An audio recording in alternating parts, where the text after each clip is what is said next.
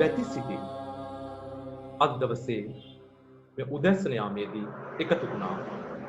අපේ ජීවිතයට අවශ්‍ය දහම් මාර්ගය, අපේ ජීවිතය ධාර්මිකව ගත කළ යුතු ආකාරය, දහම් කරුණු අපේ ජීවිතයට එකතු කර ගන්න ඕන ආකාරය, මේ ආදී වූ අපි සියලු දෙනාටම තිබෙන ගැටලු ප්‍රශ්න රාශියක් निराकरणය කර ගැනීමේ අරමුණ. ඒ සඳහා අපේ ආරාධනාව, අපේ ගෞරවනීය ආරාධනාව බොහොම ලෙන්ගතුව පිළිගෙන අද දවසේ අපි වෙනුවෙන් වැඩමවා දාල අහංගම මෙත්බෝ සෙවන භාවනා මධ්‍යස්ථාන වාසී දෙහිවල සුනන්ද සාමේන්ද්‍රයාණන් වහන්සේ. ඔබ වහන්සේ අපි නමස්කාර පූර්වකව පිළිගනු ලබනවා කොළඹ විශ්වවිද්‍යාලීය විද්‍යාපීඨ බෞද්ධ සංගමය වෙනුවෙන්. අපේ හාමුදුරුවනේ, අද දවසේ අපේ විද්‍යාපීඨේ බොහෝ දෙනා ඔබ වහන්සේගෙන් ජීවිතය ඉගෙන ගන්නට, ජීවිතයට යමක් එකතු කර ගන්නට මඟ බලාගෙන ඉන්නවා. අවසරයි අපේ හාමුදුරුවනේ, අප ගැන අනුකම්පා කර ඔබ වහන්සේගේ දහම් කරුණු අපේ ජීවිතය ළඟා කර දෙන්න. අපේ හාමුදුරුවනේ අවසරයි. තෙරුවන් සරණයි සියලු දෙනාටම. ඉතින් අද ඊටමත් වැදගත් උන් පොහොය දවසක්, පොසොන් පොය දවස. මේ වැඩසටහනට මට ආරාධනා කරපුවාම මම ඇත්තට මේ බෞද්ධ සංගමයේ නිලධාරීන් සියලු දෙනාටම සඳහන් කළේ අපි මේක සාම්ප්‍රදායිකව ධර්ම දේශනයක් විදිහට නෙමෙයි, ධර්ම සාකච්ඡාවක් විදිහට කරමු කියන යෝජනාව ඉදිරිපත් කළා. උන් එක සතුටින් පිළිගත්තා. ඒ වගේම මට දැනගන්න ලැබුණා ගොඩ දෙනෙක් ගැටලු තියෙන බවත්, ඒ ගැටලු යොමු කරන්න සූදානම් බවත්. ඒ නිසා මම පූර්විකාවක් විදිහට ඔබ සියලු දෙනාටම යම්කිසි යෝජනා කීපයක් කරන්න තමයි මේ සූදානම් වෙන්නේ. මම දන්නේ මේ වෙලාවේ ඔයගලන්ට මං කියන එක පැහැදිලිව ඇහෙනවද කියලාවත් මම දන්නේ නැහැ. මම හිතනවා ඇහෙනවා ඇති කියලා. විරාජ්, මාව හොඳට ඇහෙනව නේද පැහැදිලිව? එහෙමයි හාමුදුරනේ, පැහැදිලිව ඇහෙනවා. හරි. බොහොම ස්තුතියි. එහෙනම් මේ මම මුලින්ම කියන්නම් අද දවසේ තියෙන වැදගත්කමත් එක්ක මේ ධර්ම සාකච්ඡාවේ තියෙන වැදගත්කම. ඒ තමයි අද ඇවිල්ලා පොසොන් පොහොය දවස. එතකොට පොසොන් පොහොය දවසේ අපි දන්නවා මහින්දාගමනය සිදු වුණා කියලා අපේ පොතපතේ සඳහන් වෙනවා. එතකොට සමහර විට මේක පොසොන් පොහොය දවසේම නොවෙන්නත් පුළුවන්. ඒ ආශ්‍රිතව ඒ කාලේ තිබුණ චන්ද්‍රමාස ක්‍රමයක්. ඒ චන්ද්‍රමාස ක්‍රමයේ යටතේදී ඉතින් විශ්වාස කරනවා මේ මාසේ ඇතුළත තමයි මහින්දාගමනය සිද්ධ වුණේ කියලා. ඉතින් ඔබ දන්නවා මහිඳු හාමුදුරුවෝ ලංකාවට ඇවිල්ලා මුලින්ම සිද්ධ කළේ මොකද්ද කියන ප්‍රශ්නේ. එදත් කරේ මේ අද අපි මේ Zoom එකෙන් කරනවා වගේ වැඩක්. ඔයගොල්ලෝ කවදාවත් අහලා තියෙනවද මිහිඳු මහරහතන් වහන්සේ ධම්මපදයෙන් හරි ත්‍රිපිටකයේ කොහේ හරි සූත්‍ර පිටකයේ කොහේ හරි තියෙන ගාථා පද 4ක් උපුටාගෙන දේවානම්පියතිස්ස රජතුමාට වාඩි වෙන්න කියලා, සාදුකාරයක් දෙන්න කියලා, පන්සිල් සමාදන් කරවලා ධම්මස්සවන කාලෝ අයම් බදන්තා කියලා ධර්මදේශනයක් පැවැත්වුවා කියලා කොහෙවත් අහලා තියෙනවද? එහෙම වෙලා නැහැ කවදාවත්. එතන අහලා තියෙන්නේ මොකද්ද? අඹ ප්‍රශ්නේ අහලා තියෙන්නේ. ඥාති ප්‍රශ්නේ අහලා තියෙන්නේ. ඒ කියන්නේ ප්‍රශ්නෝත්තර ක්‍රමයකින් තමයි සාකච්ඡාව ආරම්භ කරලා තියෙන්නේ. අන්න ඒක තමයි බුද්ධ දර්ශනය කියන්නේ.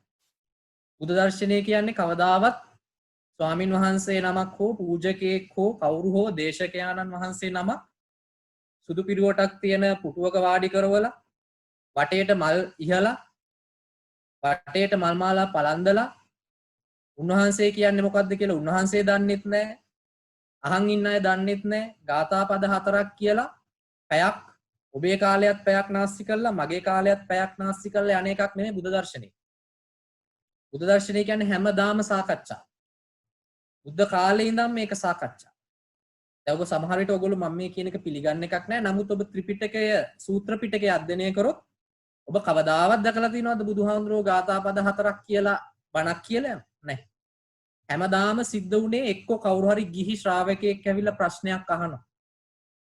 අපි දන්නවා අනේපිඩු සිටුතුමාට දේශනා කරපු සූත්‍ර තියෙනවා. ඊළඟට ආලවකත් එක්ක කරපු ධර්ම සාකච්ඡාවක් තියෙනවා ආලවක දමනයේදී. ආලවක සූත්‍ර. ඊට පස්සේ අපේ භික්ෂුන් වහන්සේලාත් එක්ක කරපු දේශනා සාකච්ඡා ගොඩාක් තියෙන මූලපරියාය සූත්‍රය, බ්‍රහ්මජාල සූත්‍රය නම් කරන්න අවශ්‍ය නැහැ නේ. ඔබ දන්නවා ගොඩක්. ඒ හැම එකකදීම විශේෂයෙන්ම භික්ෂුන් වහන්සේලාත් එක්ක සාකච්ඡාවේදී සිද්ධ වෙන්නේ බුදුරජාණන් වහන්සේ ධම්සභා මණ්ඩපයට එන වෙලාවක් තියෙනවා. ඒ වෙන වෙලාවට ඇවිල්ලා බුදුහාමුදුරුවෝ උන්වහන්සේටත් තේරෙන්නේ නැති, භික්ෂුන් වහන්සේලාට තේරෙන්නේ නැති ධර්ම කරණාවක් කියන්නේ. ඇවිල්ලා අහන්නේ මෙහෙම. මම එන්න කලින් ආයුෂ්මතුන් ඔබ නුඹලා එහෙමනේ කතා කරන්නේ බුදුහාමුදුරුවෝ. නුඹලා මොනවද කතා කර හිටියේ? එතකොට බුදුහාමුදුරන්ට මේ භික්ෂුන් වහන්සේලා මේ හැංගෙන්නේ නැහැ.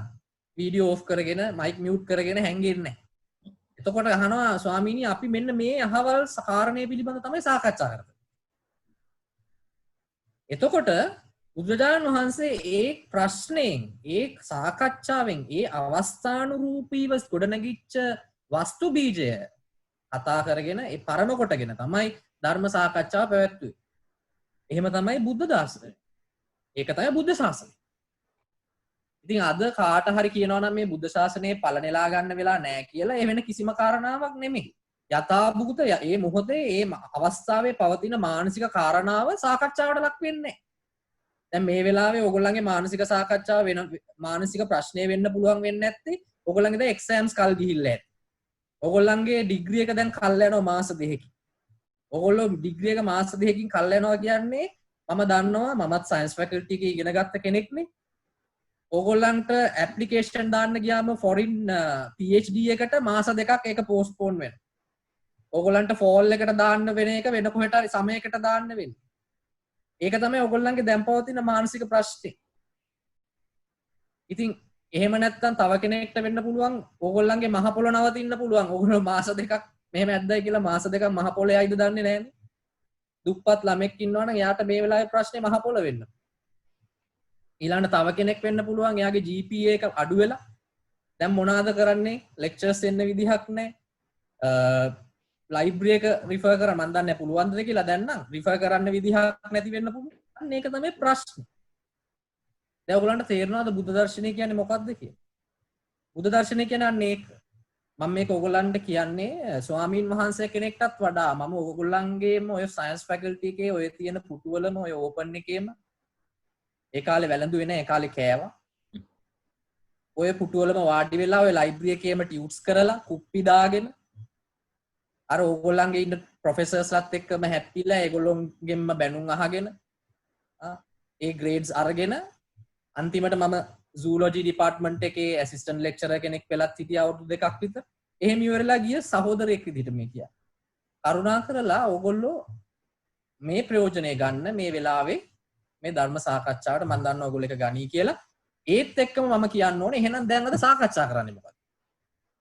ඒකෙදි හොඳට දැනගන්න බුද්ධ ශාසනයේ බුද්ධ අනුශාසනාව මොකක්ද? සබ්බ පාපස්ස අකරණං කුසලස්ස උපසම්පදා සචිත්ත පරියෝදපණං ඒතං බුද්ධහන ශාසන. සියලු පව් වලින් වැළකීමත් කුසල් සම්පාදනය කිරීමත් සිත දමනය කර ගැනීමට සැලැස්වීමත්. ඒ කියන්නේ මේ සිත හදන දහමක්. එහෙනම් ඔබේ ප්‍රශ්න හිත දමනය සඳහා ફોකස් වෙච්ච ප්‍රශ්න වෙන්න ඕනේ. දැන් මගෙන් අහන්න එපා මේ ක්වොන්ටම් ෆිසික්ස්. මගෙන් අහන්න එපා මේ හිග්ස් බෝසෝන් ගැන.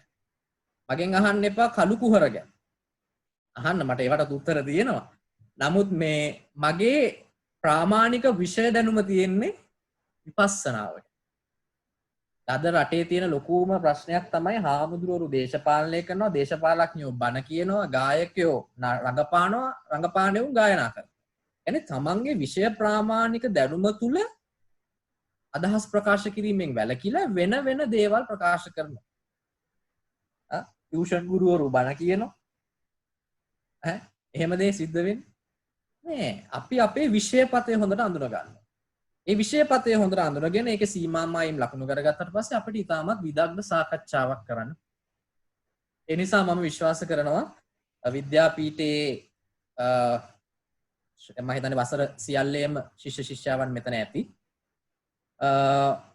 ඔබේ ප්‍රශ්න යොමු කරන්න. ඒ මොකද මම කියන්නේ මම දැන් මේ මගේ ඉතිහාසය ගැන යමක් කිව්වොත් එහෙම මම අවුරුදු 12ක් විතර දෙහිවල පැත්තේ මගේ ගම දෙහිවල දහම් පාසලක ඉගෙනුවා.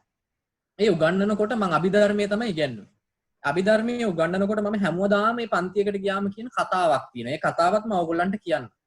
කොහොමද මේ ධ්‍යාපනය හරි අධ්‍යාපනය හරි ලබා ගන්න? ඒක කරන්න ඕනේ හරියට නිකන් මකුළුවෙක් ගොදුරක් දැහැ ගන්නවා වගේ.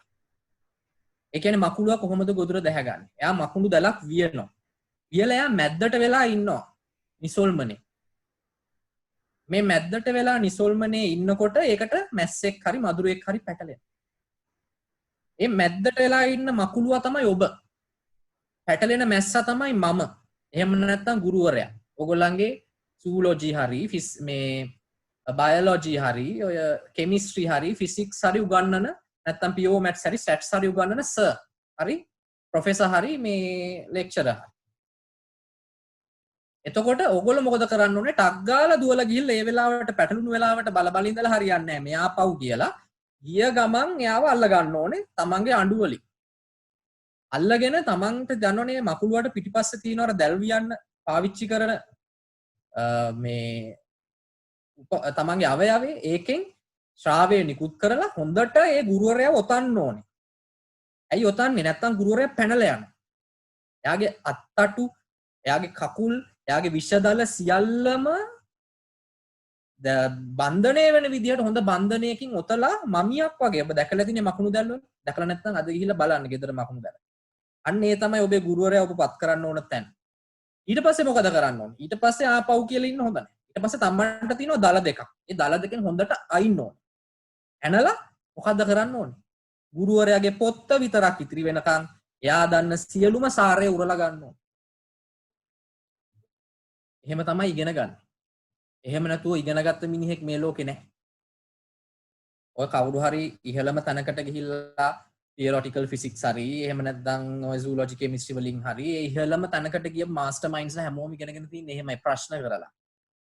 මකුළුවෙක් වගේ ගොදුර ඔතලා අඩපණ කරලා තමන්ගේ දල වලින් ඇනලා සියලුම යොෂුරාම. දැන් මම ඔබට ආරාධනා කරනවා මගෙත් ඒ දැනුම පුළුවන් තරම් ගන්න. ඒක ගන්න පුළුවන් ඉන්නේ ප්‍රශ්න කිරීම. මාව අඩපණ වුණාට ප්‍රශ්නයක් නැහැ. මම ඒකට සූදානම්. මම නොදන්න දේවල් නොදන්නවා කියන්නේ පැකිලෙන්නේ නැහැ කවදාවත්. මොකද මම සියල්ල දත් කෙනෙක් නෙමෙයි. හරිද? ඒ නිසා ඒක මට ප්‍රශ්නයක් නැහැ. මාව පාච්චල් වුණාට මට කිසි ප්‍රශ්නයක් නැහැ. ඒ නිසා මගෙන් ඕන ප්‍රශ්නයක් අහන්න මට කිසි ප්‍රශ්නයක් නැහැ. ඇයි?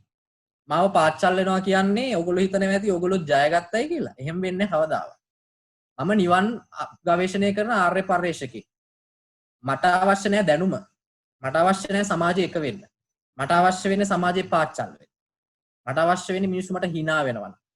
ඔයගොල්ලෝ අපේ Facebook වලට එහෙම කියනනම් දැන් මිනිස්සු අපිට hina වෙනවා. ඒගොල්ලෝ හිතන්නේ අපිට මහා ලොකු දෙයක් කරා කියලා. මම මේ මගේ මමත්වය කඩාගන්නේ කොහොමද කියලා මාර්ගයක ඉන්නේ. ඒගොල්ලෝ මට උදව්වක් කරන්නේ. මම නිවන් දකින්න ඕගොල්ලෝ මාව ප්‍රශ්න කිරීම තුලින් ඕගොල්ලොන්ගේ ප්‍රඥාව අවදි වෙනවා ඕගොල්ලොන්ගේ ප්‍රශ්න කිරීම.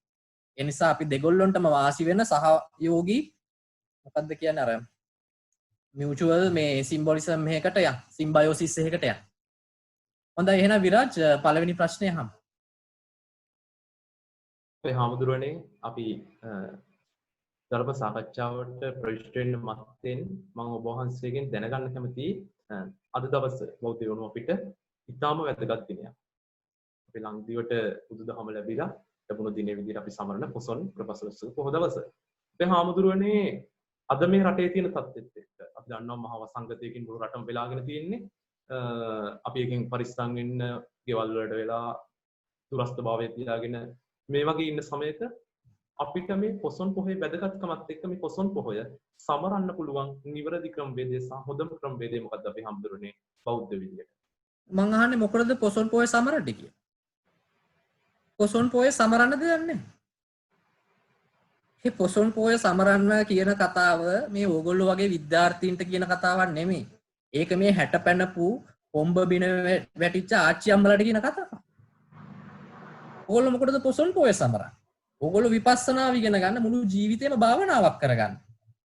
පොහොය දිනවල වැදගත් ඒ වැදගත්කම කිසිම වැදගත්කම. මට මේ දවස් කිසිම විශේෂත්වයක් නැහැ. ඇයි ඔබට ඒක විශේෂත්වයක්? ඒක මේ චන්ද්‍රමාස ක්‍රමයක්. අපේ පේගන් කියලා තිබුණානේ ප්‍රාග් ආගමික සම්ප්‍රදායක්. ඒ තුල තමයි හඳ පායනකොට හඳට ගෞරව කරන්නේ. ඕගොල්ලෝ හිතන් හිටියට ඔය වෙසක් පොහොය දවසේ බුදුරජාණන් වහන්සේ බුදු වුණාය පිරිනිවන් පෑවක ඒක නිශ්චිතව කියන එකක් නෙමෙයි. ඒ ආසන්න කාලයක සිද්ධ වුණා කියන එකයි කියන්නේ. නමුත් ඒ කාලේ තිබුණ පේගන් ආගම්වල ලක්ෂණය තමයි ඒ සියලුම විශේෂ සිදුවීම් ඒ අදාළ චන්ද්‍රයා මෝදු වෙන දවසට සමරනවා. එහෙම මිසක් ඒක කිසි වැදගත්කමක් නැහැ. සමරන්න බැරි වුණා නම් ඒක ගොඩක් හොඳයි. තමන්ගේ ජීවිතේම පෝයක් කරගන්න, තමන්ගේ ජීවිතේම හඳක් කරගන්න. අර අඟුලිමාල මහරහතන් වහන්සේට කියන ගාථාවේ තියෙන අබ්බා මුත්තෝච චන්දිමා කියන වලා ගැබින් මිදුණු සඳක් වෙන්න. එතකොට කවදාවත් මාසයකට එකපාරක් වෙන මාස පෝයක් වෙනකම් බලන් ඉන්න ඕනේ නැහැ. තේරුණාද විරාජ්? තව ප්‍රශ්න තියෙනවද? එහෙනම් අපේ හැමදෙරෝනේ මේ වෙලාවේදී අපිට ප්‍රශ්නයක් යොමු කරන්න අපිත් එක්ක ඉන්න හැමදෙරෝනේ අපේ විද්‍යාපීඨයේ සත්සිදු. අපි සත්සිදුගේ ප්‍රශ්නයට යොමු වෙමු. සත්සිදු ඔබට පුළුවන් අපේ ගෞරවනීය ස්වාමින් වහන්සේගෙන් ඔබේ ප්‍රශ්නය යොමු කරන්න. හාමුදුරනේ හාමුදුරන් දැන් මේ සාමාන්‍යයෙන් අහලා තියෙනවා නිවන් මාර්ගයේ යන කෙනෙක්ටයි එදිනෙදා ජීවිතේ කටයුතු කරන පුද්ගලයෙක්ට අර සිහිය පවත්වා ගැනීම කියන එක වැදගත් කියලා. ඒතකොට අපි අර එදිනෙදා ජීවිතේ වැඩ කටයුත්තට සිහිය පවත්වා ගැනීම කියන්නේ හිතේ නිවීම ඇති කරගන්නවා. ඒක හොඳ ප්‍රශ්නයක්. එදිනෙදා ජීවිතයේ සිහිය පවත්වනවා කියන එක සිද්ධ කරන්නේ මෙහෙමයි. දැන් ඕක ඉගෙන ගත්තාම මම දන්නවා ඔයගොල්ලන්ගේ ඔය ආච්චි අම්මලාගෙන් අම්මලාගෙන් අහන්න ඒගොල්ලෝ ඔය පන්සලට ගිහිල්ලා සතිපට්ඨානේ වඩලා ගෙදර ඇවිල්ලා ඊට පස්සේ කරන්නේ අර පලා කපනකොට පලා කපනවා කියලා සිහිය පවත්වන්න උත්සාහ. එහෙම නැත්නම් අල්මාරියෙන් දොර අරිනකොට දොර අරිනවා කියලා සිහිය පවත්වන්න උත්සාහ. එහෙම නැත්නම් සාරිය අඳිනකොටත් සාරිය අඳිනවා එහෙම සිහියක් ගැන බුද්ධ ශාසනය කතා වෙන්නේ නැහැ. බුද්ධ ශාසනයේ මනෝමූලික දහම. තමන් කරන ක්‍රියාකාරකම් එක්ක සිහිය පවත්වන්න කියපුවම ඒ වෙලාවේ කරන ක්‍රියාකාරකමට නෙමෙයි සිහිය පවත්වන්නේ ඒ වෙලාවේ පවතින මානසික ස්වභාවය. තේරෙනවද? යම්කිසි දැන් කමක් නැහැ ඉතින් නොදන්නා කමට ඒක කරනවට. නමුත් ඔබ ඒක දැනගන්න හැමතිස්සෙම ක්‍රියාදණ්ඩය ක්‍රියාව විශේෂයි කිව්වේ කාය දණ්ඩේ විශේෂයි කිව්වේ ජෛන මහාවීර. කය මූලික කරගත්ත දහමක් දේශනා කරේ කායික චර්යාවන් ප්‍රධානයි කියලා ප්‍රකාශ කරේ ජෛන මහාවීර. නමුත් බුද්ධ ශාසනයේ ප්‍රඥා මූලික දහමක්. සීලයවත් සමාධියවත් මූලික දහමක් නෙමෙයි ප්‍රඥා මූලික දහම. ප්‍රඥාව අවදි වෙන්නේ වෙන කිසි මෙහෙකින් නෙමෙයි සිත පිළිබඳ අවබෝධය. ඒතර ඔබ කරන්න ඕනේ මෙහෙමයි. ඔබේ ජීවිතේ සාමාන්‍ය විදිහට සතිඳු ගලා යන සලස්සන. ගලා යන සලස්සනකොට සැරෙන් සැරේට ඔබට බුදුවරු ඇවිල්ලා බණ කියනවා. ඒ බුදුවරු එන්නේ මේ කහපාට සිවුරු දාගෙන නෙමෙයි. ඒ බුදුවරු එන්නේ ඔබට බයින තරහකාරයෙක් විදියට. එහෙම නැත්නම් ඔබේ වාහනය හප්පන එදිරිවාදියෙක් විදියට. එහෙම නැත්නම් ඔබේ ප්‍රේම සම්බන්ධතාවයේ කඩන ප්‍රේමවන්තියක් විදියට බුදුවරු පහළ වෙනවා. දැන් මෙතන හිතන්නකෝ ඊටමත් දරුණු විදියට ප්‍රේම සම්බන්ධතාවයක දැඩිව ඉඳලා දැන් මේ third year වගේ වෙනකොට ඒ ප්‍රේම සම්බන්ධතාවයේ බිඳිච්ච තරුණයෙක් හරි තරුණියක් හරි ඉන්නවා කියලා. ඒ සම්බන්ධතාවය බිඳපු තමන්ට ඒ වරදකාරී ක්‍රියාව කරපු කෙනා බුදු කෙනෙක්. බුදුවරු පහළ වෙලා තමන්ගේ හිත චලනය කරනවා. කොල්ලනවා. කම්පණයට ලක් කරනවා. පීඩණයට ලක් කරනවා. පුච්චනවා. දවනවා. තවනවා. අන්න ඒ මානසික ස්වභාවයේදී ඔබ අවධානය යොමු කරනවා ඇයි මට මෙහෙම වුනේ?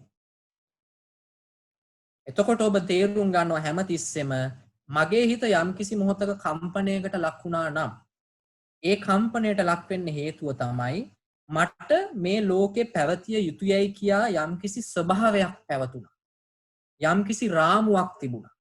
මගේ ආදරවන්තිය කවදාවත් මාව දාලා යන්න ඕනේ නැහැ.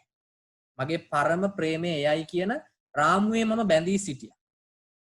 යම්කිසි දෙයකට බැඳුණා නම් එය ශෝකයට මුලයි කියලා බුදුහාමුදුරුවෝ කියනවා. මොකටද බැඳෙන්නේ? මොකටද බැඳෙන්නේ? ඒ තරුණියට නෑ.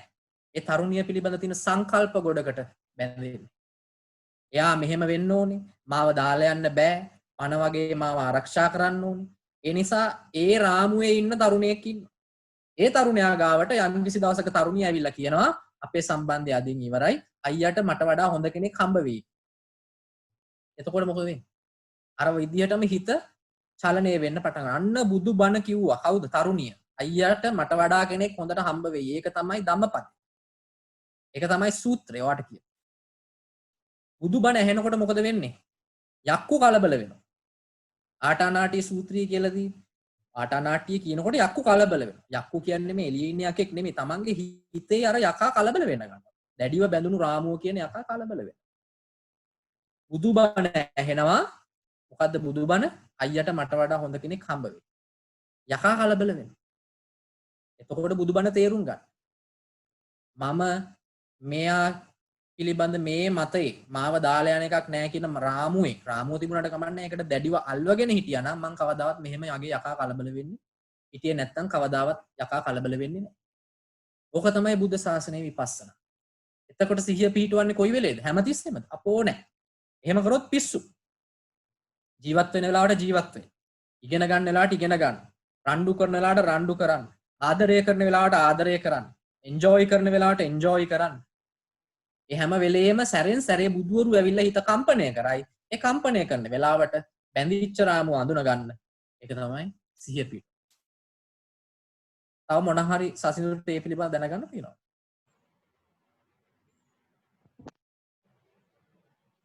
නෑ හමුදුරනේ පැහැදිලි.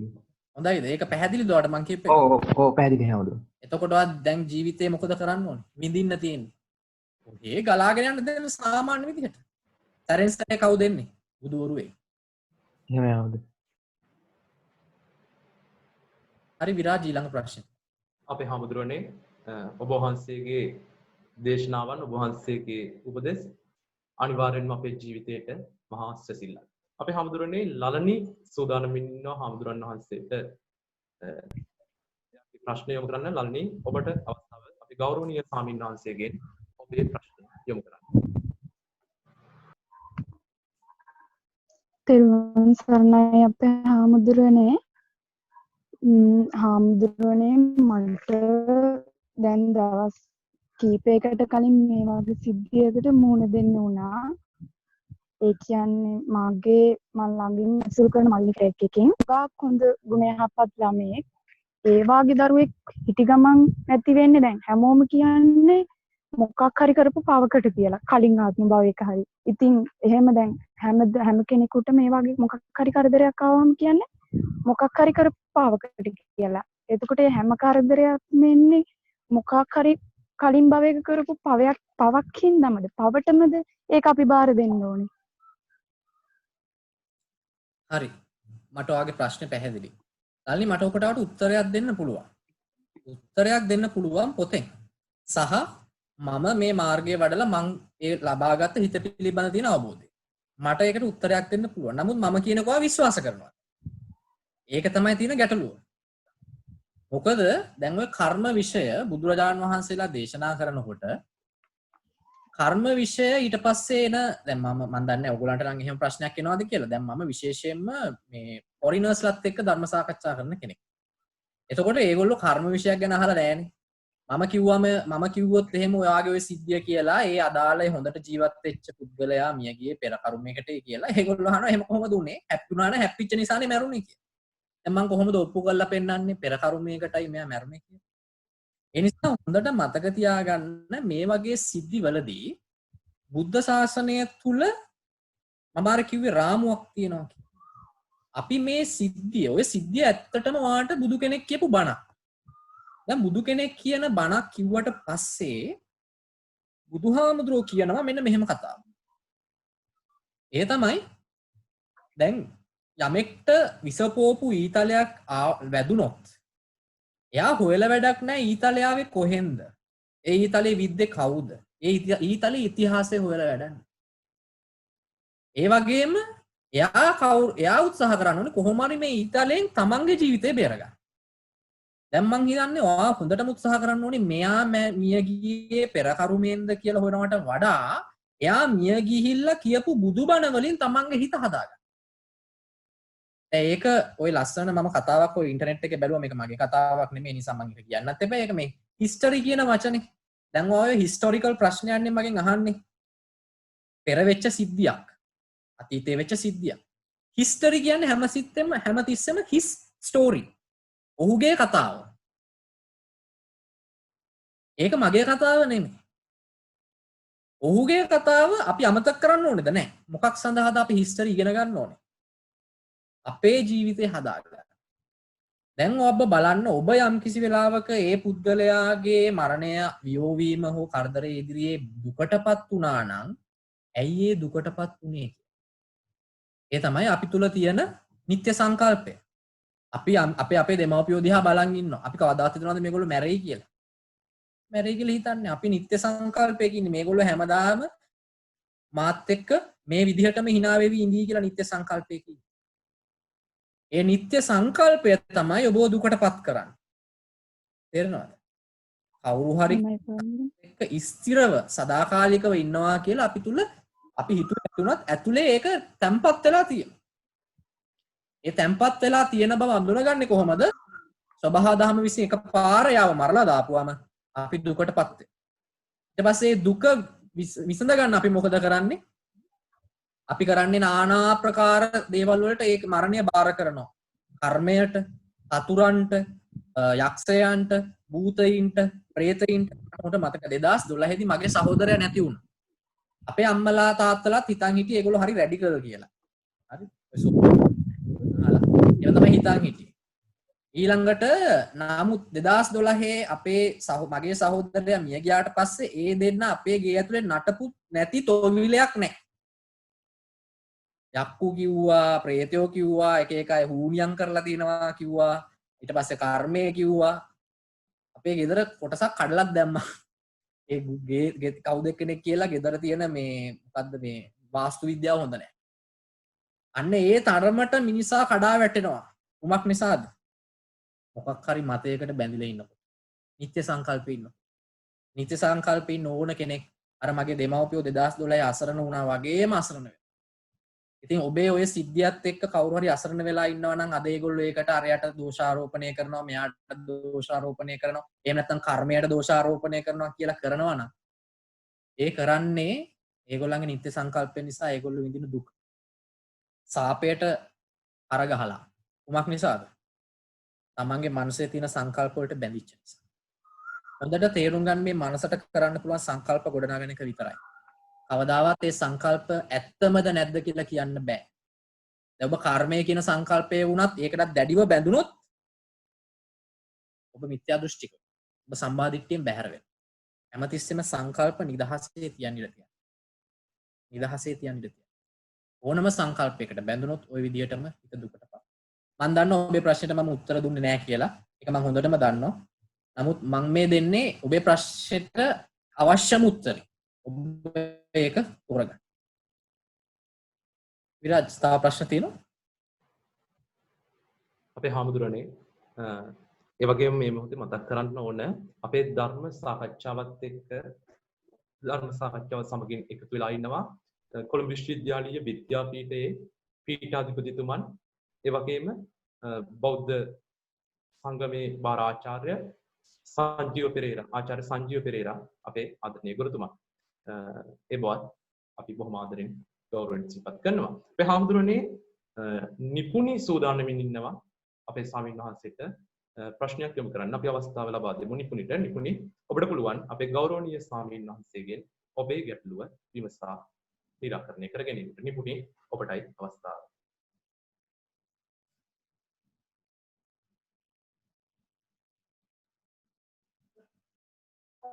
ස්වාමින් වහන්සේ ගොඩක් ස්වාමින් වහන්සේලා අපිට ධර්ම දේශනා කරනවා. හැබැයි මට කලාතුරකින් එක්කෙනෙක් දෙන්නෙක් හැරෙන කිසිම ස්වාමින් වහන්සේ නම බුදුහාමුදුරේ දේශනා කරපු මාර්ගය දේශනා කරනවා දැකලා නැහැ.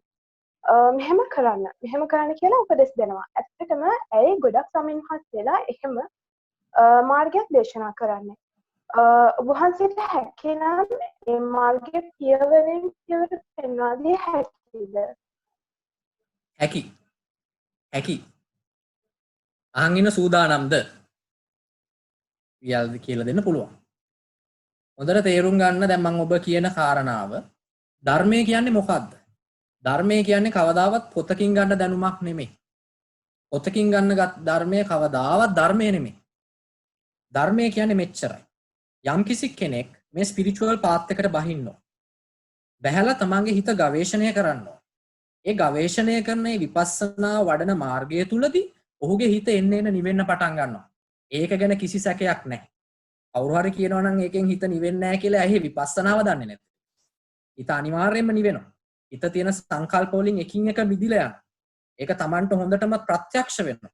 හිත කලින් තියෙන සංකල්පෙන් මිදිලා දැන් ඉස්සරට වඩා මට කේන්තියක් නැහැ. ඉස්සරට වඩා මගේ මමත්වයේ දුර්වල වෙලා. ඒක Tamanට තේරෙනවා. එහෙම තේරලා Tamanගේ හිත නිවුනට පස්සේ ඒ පුද්ගලයා Taman හිත නිවාගත් ආකාරය තව කෙනෙක්ට සාකච්ඡාවෙන් දේශනා කරනවා. ඒකයි ධර්මය. එහෙම මිසක් පොතකින් අරගෙන බුදුරජාණන් වහන්සේ මෙසේ කීවා, සරිපුත් මහරහතන් වහන්සේ මෙසේ කීවා කී පමණින් කාගේවත් හිත නිවෙන්නේ නැහැ. Taman හිත නිවාගත්ත පිළිවෙල පියවරෙන් පියවර ප්‍රකාශ කරොත් විතරයි තව කෙනෙක්ගේ හිත නිවෙන්නේ. ඒක බුදුහාමුදුරුවන්ගේ මම ඔබට මේ ලොකු මේ එකක් සමහරට මේක ගොඩ දෙනෙක් පිළිගන්නේ හේකුත් නැහැ. බුද්ධ ශාසනයේ තියෙන ත්‍රිපිටකය කියන සම්පූර්ණ ග්‍රන්ථය ගත්තම ඒ ත්‍රිපිටකය ගැන විවිධ මත පවතින. අපේ රටේ තේරවාද ත්‍රිපිටකය පිළිගන්නවා වගේම චීනය පිළිගන්නේ මහායාන ත්‍රිපිටකය. එතකොට කොයි ත්‍රිපිටකයේද හරි කියන එක කාටවත් හරියටම කියන්න බෑ. ත්‍රිපිටකය රචනා වෙන්නේ ලංකාවේ. අවුරුදු 1500කට විතර පස්සේ. අවුරුදු 1500කට විතර පස්සේ පොතක රචනා වෙන දේවල් බුද්ධ වචනයමයි කියලා කියන්න පුළුවන් කාටද? ඒක ඔය සමහර විට ඔයගොල්ලෝ වගේ අධ්‍යාපනයක් නැති සාමාන්‍ය ගමේ ගොඩේ මිනිස්සු ඕකට ඔහොම පිළිගනි. නමුත් සරල බුද්ධියක් තියෙන මිනිස්සෙක් දන්නවා සීක්‍රට් පාසින් කියන ඔය පොඩි කාලේ කරන සෙල්ලම දන්නවනේ එක කෙනෙක්ගේ කනට රහසක් කියලා අන්තිම කෙලවර එක්කෙනාගේ මොකද්ද කිව්වේ කියලා අහපුවම කියන්නේ වෙන අපබ්‍රංශයක්. කටින් කටට අනින් කනට යම්කිසි පණිවිඩයක් ගිහිලා පොතක ලියවුනාම 100% පිරිසිදු එක යන්නේ නැහැ. 100% පිරිසිදු එක යන්න නම් ගැඹුරු කාරණා ටික විතරක් යනවා. ඒ ගැඹුරු කාරණා වෙනස් කරගන්න තේරෙන්නේ. ඒ ගැඹුරු කාරණා ඒ විදිහටම යනවා. බොහෝ දුරට. ඒ නිසා හොඳට මතක තියාගන්න ත්‍රිපිටකය කියන්නේ මෙහෙම දෙයක්. බුදුහාමුදුරන්ගේ කාලේ බුදුරජාණන් වහන්සේව මුණ ගැහෙන්න විවිධ මානසික ප්‍රශ්න තියෙන මිනිස්සු පැමිණියා. ඒගොල්ලෝ ඇවිල්ලා එක එක ප්‍රශ්න ඉදිරිපත් කරපුවම බුදුරජාණන් වහන්සේට තේරෙනවා මෙයාගේ මේ ප්‍රඥා මට්ටම සාකච්ඡා කරනකොට අපිටවත් තේරෙනවානේ කෙනෙක්ගේ ප්‍රඥා මට්ටම සාමාන්‍ය විදියට. තේරුණාම බුදුරජාණන් වහන්සේ එයාට අදාළව එයාගේ මනස මධ්‍යස්ථ කිරීම සඳහා යම්කිසි කාරණාවක් ප්‍රකාශ කරනවා. එතකොට ඒ කාරණාව අදාළ වෙන්නේ පුද්ගලයාට. දැන් පටාචාරගේ මානසිකත්වයට තමයි පටාචාරට දේශනා කරපු මාර්ගය අදාළ වෙන්නේ. සාකච්ඡා. අංගුලිමාලගේ මානසිකත්වයට තමයි අංගුලිමාල මම නැවතී සිටින්න ඔබත් නැවතී සිටින්න කියන ධර්ම කාරණාව අදාළ වෙන්නේ. එතකොට මේ ඇවිල්ලා මොකද්ද? ත්‍රිපිටකය කියන්නේ ප්‍රෙස්ක්‍රිප්ෂන් ගොඩක්. මානසික රෝගීන් 84000කට දේශනා කරන ලද ප්‍රෙස්ක්‍රිප්ෂන් 84000. එතකොට කවුරු හරි කෙනෙක් අද නිවන් දකින්නේ කියලා කවුරු හරි කෙනෙක් ලෙඩක් හොඳ කරගන්නේ කියලා මේ ලෝකේ තියෙන සියලුම ප්‍රෙස්ක්‍රිප්ෂන් වල බෙහෙත් තරම් බිව්වොත් එයාට මොකද වෙන්නේ? එයාට නැති ලෙඩක් හැදෙනවා. මැරෙනවා. කවුරු හරි කෙනෙක් නිවන් දකින්නේ කියලා සමස්ත ත්‍රිපිටකයම යෙව්වට කමන්නේ මේක තමයි මුළු මේවකම කියලා අරගෙන සමස්තය අරගෙන කරන්න හැදුවොත් ඉස්සු හැදෙනවා. එයාට කවදාවත් නිර්වාණ අවබෝධය කරන්න බෑ. එහෙනම් ත්‍රිපිටකය කියලා නිවන් දකින්න බැරිද? පුළුවන්. කොහොමද නිවන් දකින්නේ? බුදුරජාණන් වහන්සේ කියපු දේශනාවක් ඒ විදිහටම ත්‍රිපිටකයේ සංග්‍රහ වෙලා තියෙන්නත් ඕනේ. ඒ වගේම හිතන්නකො පටාචාරාට කියපු කතාව කියන. පටාචාරාට සමාන පිස්සුවක් තියෙන පිස්සු ගෑණියෙක් අද ඉන්නත් ඕනේ. ඒ ලෙඩේට සමානම ලෙඩේ රෝග ලක්ෂණ තියෙන කෙනෙක් අද ඉන්න ඕනේ. එහෙම කෙනෙක් පටාචාරගේ ප්‍රෙස්ක්‍රිප්ෂන් එක බිව්වොත් සත්‍ය අවබෝධ කරනවා. නමුත් ඒක හරි අභව්‍ය කාරණාවක්. මේ මනස එච්චර සංකීර්ණයි. කෙනෙක්ගේ මානසිකත්වය තව කෙනෙක්ගේ මානසිකත්වයයි සමාන වීම අන කැස් බෑවා විය සිදුරෙන් අහස දකින්නවා වගේ අභව්‍ය කාරණාවක්. එහෙම වෙන්න පුළුවන් කලාතුරකින්. අඟුලිමාලට කියපු සූත්‍රය අහලා අද කවුරුවත් සත්‍ය අවබෝධ නොකරන්නේ අන්න ඒ නිසා. අඟුලිමාලට තිබුණ මානසිකත්වයම ඔබට පවතිනවා නම් මේ අඟුලිමාලට කියපු කතාව ඒ විදිහටම ත්‍රිපිටකයේ ලියවිලා තිබෙනවා නම් ඔය දෙකම පරිපූර්ණ වුණොත් ඒ ප්‍රෙස්ක්‍රිප්ෂන් එකෙන් ඔබ සත්‍ය අවබෝධ කරගන්නවා. එහෙනම් දැන් මොකද්ද මේකට කරන මාර්ගය? බලන්න මේ බුදු කෙනෙක් හැමදාම මොකද්ද මේ ධර්මය කියලා තියෙන්නේ. හැම තිස්සෙම අපි ගාවට මිනිස්සෙක් ආපුවම ඒ මිනිස්සයා ඉන්නේ තමන්ගේ සංකල්ප වලට තදින් බැඳිලා. ජාතිය පිළිබඳ සංකල්ප, ආගම පිළිබඳ සංකල්පය, තමන්ගේ තියෙන සුද්ධ ඥාන පිළිබඳ සංකල්පය, තමන්ගේ තියෙන මොකක් හරි දේශපාලන මතවාද පිළිබඳ සංකල්ප. එක ලිබරල් වාදය වෙන්න පුළුවන්. එක සමාජවාදය වෙන්න පුළුවන්. එක වෙනත් ප්‍රජාතන්ත්‍රවාදය වෙන්න ඕනම සංකල්ප ගොඩකට අපි බැඳිලා ඉන්නේ. දැන් උතනත් ඇති සමහර අය ක්වොන්ටම් ෆිසික්ස් තමයි ලෝකේ තියෙන හොඳම එකේ කියලා. ගොඩාක් ඔය ප්‍රොෆෙසර්ස්ලා හිතන් ඉන්නවා තමන් පේපර්ස් දෙක තුනක් ලියපුවාම මේ පේපර් එකේ තියෙන කාරණාව තමයි මේකේ තියෙන පරම සත්‍ය කියලා ඕනම එකකට බැඳෙනවා. ඒ බැඳුනම තියෙන ප්‍රශ්නයක් තියෙනවා. යම් කිසි මතයකට දැඩිව බැඳුනොත් එයා විඩාවටපත් වෙනවා. ඇයි? මේ සමාජය හැමතිස්සෙම වෙන්නේ තමන්ගේ මතයට ප්‍රතිවිරුද්ධ දේවල් වෙන එක තමයි වැඩි. එයා විඩාවටපත් වුණාම එයා එනවා බුදු කෙනෙක් හොයාගෙන. ඒතර බුදු කෙනෙක් යත් එක සාකච්ඡා කරනවා. සාකච්ඡා කරපුවාම බුදු කෙනෙක්ට ටග් ගාලා මොකද මනස පිළිබඳ ස්පෙෂලිස්ට් කෙනෙක්. මේ ඇසුරු සනක් ගහනකොට අඳුර ගන්න පුළුවන් මෙයා බැඳිලා ඉන්න සංකල්පය මොකක්ද ඒ. එතකොට මොකද කරන්නේ බුදු කෙනෙක්? මෙයා බුදුහාමුදුරුවෝ දකිනවා මෙයාගේ මනසේ තරාදිය. ඒ තරාදිය එක සංකල්පයකට මෙහෙම බර වෙලා තියෙනවා. බුදු කෙනෙක් අනික් පැත්තේ තැටියට බර දානවා. දැන් මොකද වෙන්නේ? තරාදිය බැලන්ස් වෙනවා. එයාගේ මනස බැලන්ස් කරනවා. දැන් එයාට සත්‍ය මාර්ගය කියලාද? කියලා නැහැ. තාම සත්‍ය මාර්ගය කියන්න පටන් අරන්නේ. සත්‍ය මාර්ගය කවදාවත් කියන්න බෑ තරාදිය ඉම්බැලන්ස් කෙනෙක්. තරාදිය මුලින් බැලන්ස් කරලා එයාව මධ්‍යස්ථ කරන්න ඕන. ඒක තමයි මජ්ක්‍ධිමා ප්‍රතිපදා. බුදුරජාණන් වහන්සේ කියනවා මම දේශනා කරන්නේ මජ්ක්‍ධිමා ප්‍රතිපදාව. කෙනෙක් මජ්ක්‍ධිමා ප්‍රතිපදාව කියන්නේ මේ සත්‍ය අවබෝධ මාර්ගයේ අවසානයේ නෙමෙයි. ඒක තමයි ආරම්භය. කෙනෙක්ගේ මනස මධ්‍යස්ථ කරන්න ඕනේ. කෙනෙක් හිතන් ඉන්නවා නිර්වාණය කියන්නේ මහා පට්ටපල් බොරුවක් කියලා. එයාගේ තරාදිය බර වෙලා තියෙන්නේ. එයා ඇවිල්ලා කියනවා මුළු ජීවිතේම කෙමිකල් රියැක්ෂන් එකක් කියලා. එයාගේ කෙමිකල් රියැක්ෂන් කියන මතයට මෙහෙම බැඳිලා තියෙනවා. එතකොට බුදු කෙනෙක් මොකද කරන්නේ? එයාගේ අනික් පැත්තට බර දාලා මනස සමතුලිත කරනවා. අන්න එතනදී තමයි මජ්ක්‍ධිමා ප්‍රතිපදාව ආරම්භ වෙන්නේ. ඒ නිසා හැමතිස්සෙම මාර්ගය එක එක්කෙනාට යුනික්. මෙතන මට කියන්න පුළුවන් පොදු දෙයක් පමණයි. මම කියන්න ඕගොල්ලන්ට කෙමිස්ට්‍රි එක. මොකද ඕගොල්ලෝ සයන්ටිස්ට්ලා වෙන්න යන අය. මම සම්පූර්ණ කෙමිස්ට්‍රි කියන්නේ මේක හරියම ලස්සනයි. ත්‍රිපිටකේ ඕන සූත්‍රයක් අරන් බලන්න බුදුහාමුදුරුවෝ කරලා තියෙන්නේ මනස බැලන්ස් කරන එක. ඕක තමයි ද්විත්වය බැලන්ස් කරනවා කියන්නේ. ඩුවැලිටි කියන්නේ එකයි. මනස හැමතිස්සෙම ඩුවැලිටි එකක් වගේ. ද්වෛතයක් වැඩ කරනවා. හැමතිස්සෙම එක සංකල්පයක් තියෙනවා. මේ ලෝකේ හැමතිස්සෙම දෙක තියෙන්නේ. බයිනරි තියෙන්නේ. ආලෝකය අඳුර. ගැහැණු ඉරිමි. උස මිටි. අපිට උස කියන සංකල්පය ගැන කතා කරන්න පුළුවන් ද මිටි කෙනෙක් නැත්තම්? අපිට රාගය කියන කාරණාව ගැන කතා කරන්න පුළුවන්ද විරාගය නැත්තම්? බෑ. අපිට ප්‍රේමය ගැන කතා කරන්න පුළුවන්ද වෛරය නැත්තම්? බෑ. අපිට පෝසතෙක් ගැන කතා කරන්න පුළුවන්ද දුප්පතෙක් නැත්තම්? බෑ. මේ ලෝකේ හැමතිස්සෙම හැදිලා තියෙන බයිනරි ෆෝම් එකකින්. මේ මේට්‍රික්ස් එක සම්පූර්ණයෙන්ම හැදිලා තියෙන බයිනරි 1010. බුදු කෙනෙක් මේක තමයි අවබෝධ කරලා තියෙන්නේ. මේ ද්විත්වය අවබෝධ කරලා තියෙන්නේ. ඒ නිසා එයා දන්නවා කෙනෙක් 0 වලට බර වෙනකොට 1 දාලා එයාව බැලන්ස් කරලා. බුදුහාමුදුරු කෙනෙක් ගාවට එනකොට හැමතිස්සෙම පෘථග්ජන මිනිහෙක් ද්විත්වය තුල එක අන්තයක් අඳුනගෙන ඉන්නේ. එයා ද්විත්වය තුල ඉන්නේ ද්විත්වයක් කියලා නොදැන. එයා හිතන් ඉන්නවා එයාගේ අන්තය තමයි හරි කියලා. මගේ මතයම තමයි හරි. මම උගන්නන එකම තමයි හරි. මම තමයි මා හරි උගතා මා හරි ජගතා කියලා හිතන් ඉන්නේ. හරි. මේක ගොඩාක්ම හොඳයි ඔයගොල්ලෝ මේක අහන් ඉන්න ඩීන් සර්ටයි මේ ලෙක්චරර්ස්. මේක මේ ගොඩාක් බර වෙලා ඇත්තේ. විශේෂයෙන් මේ උගත් අයට. මමත් දන්නවා මගේ කොච්චර බර වෙලා තිබුණාද කියලා. ඒක දැනගෙනයි මම මේ කියන්නේ. එතකොට බුදු කෙනෙක් කරන්නේ මොකද්ද? මේ තරාදිය බැලන්ස් කරන. මේ ද්විත්වය තුල ද්විත්වය නොදැන ඉන්න මිනිස්සෙක් හැමතිස්සෙම මේක අන්තයකට බර වෙනවා. මම දන්නේ මම මේ කියන එක ඔයගොල්ලන්ට තේරෙනවද? එතකොට බුදු කෙනෙක් එයාට ඇවිල්ලා කියනවා නැහැ බලන්න මෙතන ද්විත්වයක් පවතිනවා. ඒ ද්විත්වය දැකපු ගමන් එයාගේ මනස බැලන්ස් වෙනවා. ආනේ මෙහෙමත් වෙන්න පුළුවන් නේද කියලා. මනස ඒ ද්විත්වය පෙන්නපු ගමන් මනස බැලන්ස් වෙනවා. එතකොට මාර්ගයේ පළවෙනි එක තමයි සාමාන්‍යයෙන් අපි ඉන්නේ පෘථග්ජන මානසිකත්වයේ කියන්නේ ද්විත්වය තුල ද්විත්වය නොදැන සිටීම. එතකොට අනිවාර්යයෙන්ම තරාදී ඉම්බැලන්ස්. බුදු කෙනෙක් මුලින්ම කරන්නේ ද්විත්වය හඳුන්වා දී. එතකොට තරාදිය බැලන්ස් වෙනවා. ද්විත්වය හඳුන්වා දුන්න කෙනාට ත්‍රිත්වයක් පෙන්නනවා. මොකද ත්‍රිත්වය? මැද්ද පෙන්නනවා. ඔයා ද්විත්වයේ ඉන්නේ දැන් ඔයාට පේනවද මැද්දක් තියෙනවා කියලා? දැන් තේරෙනවද මම කියන කාරණාව? ඔක තමයි මාර්ගය.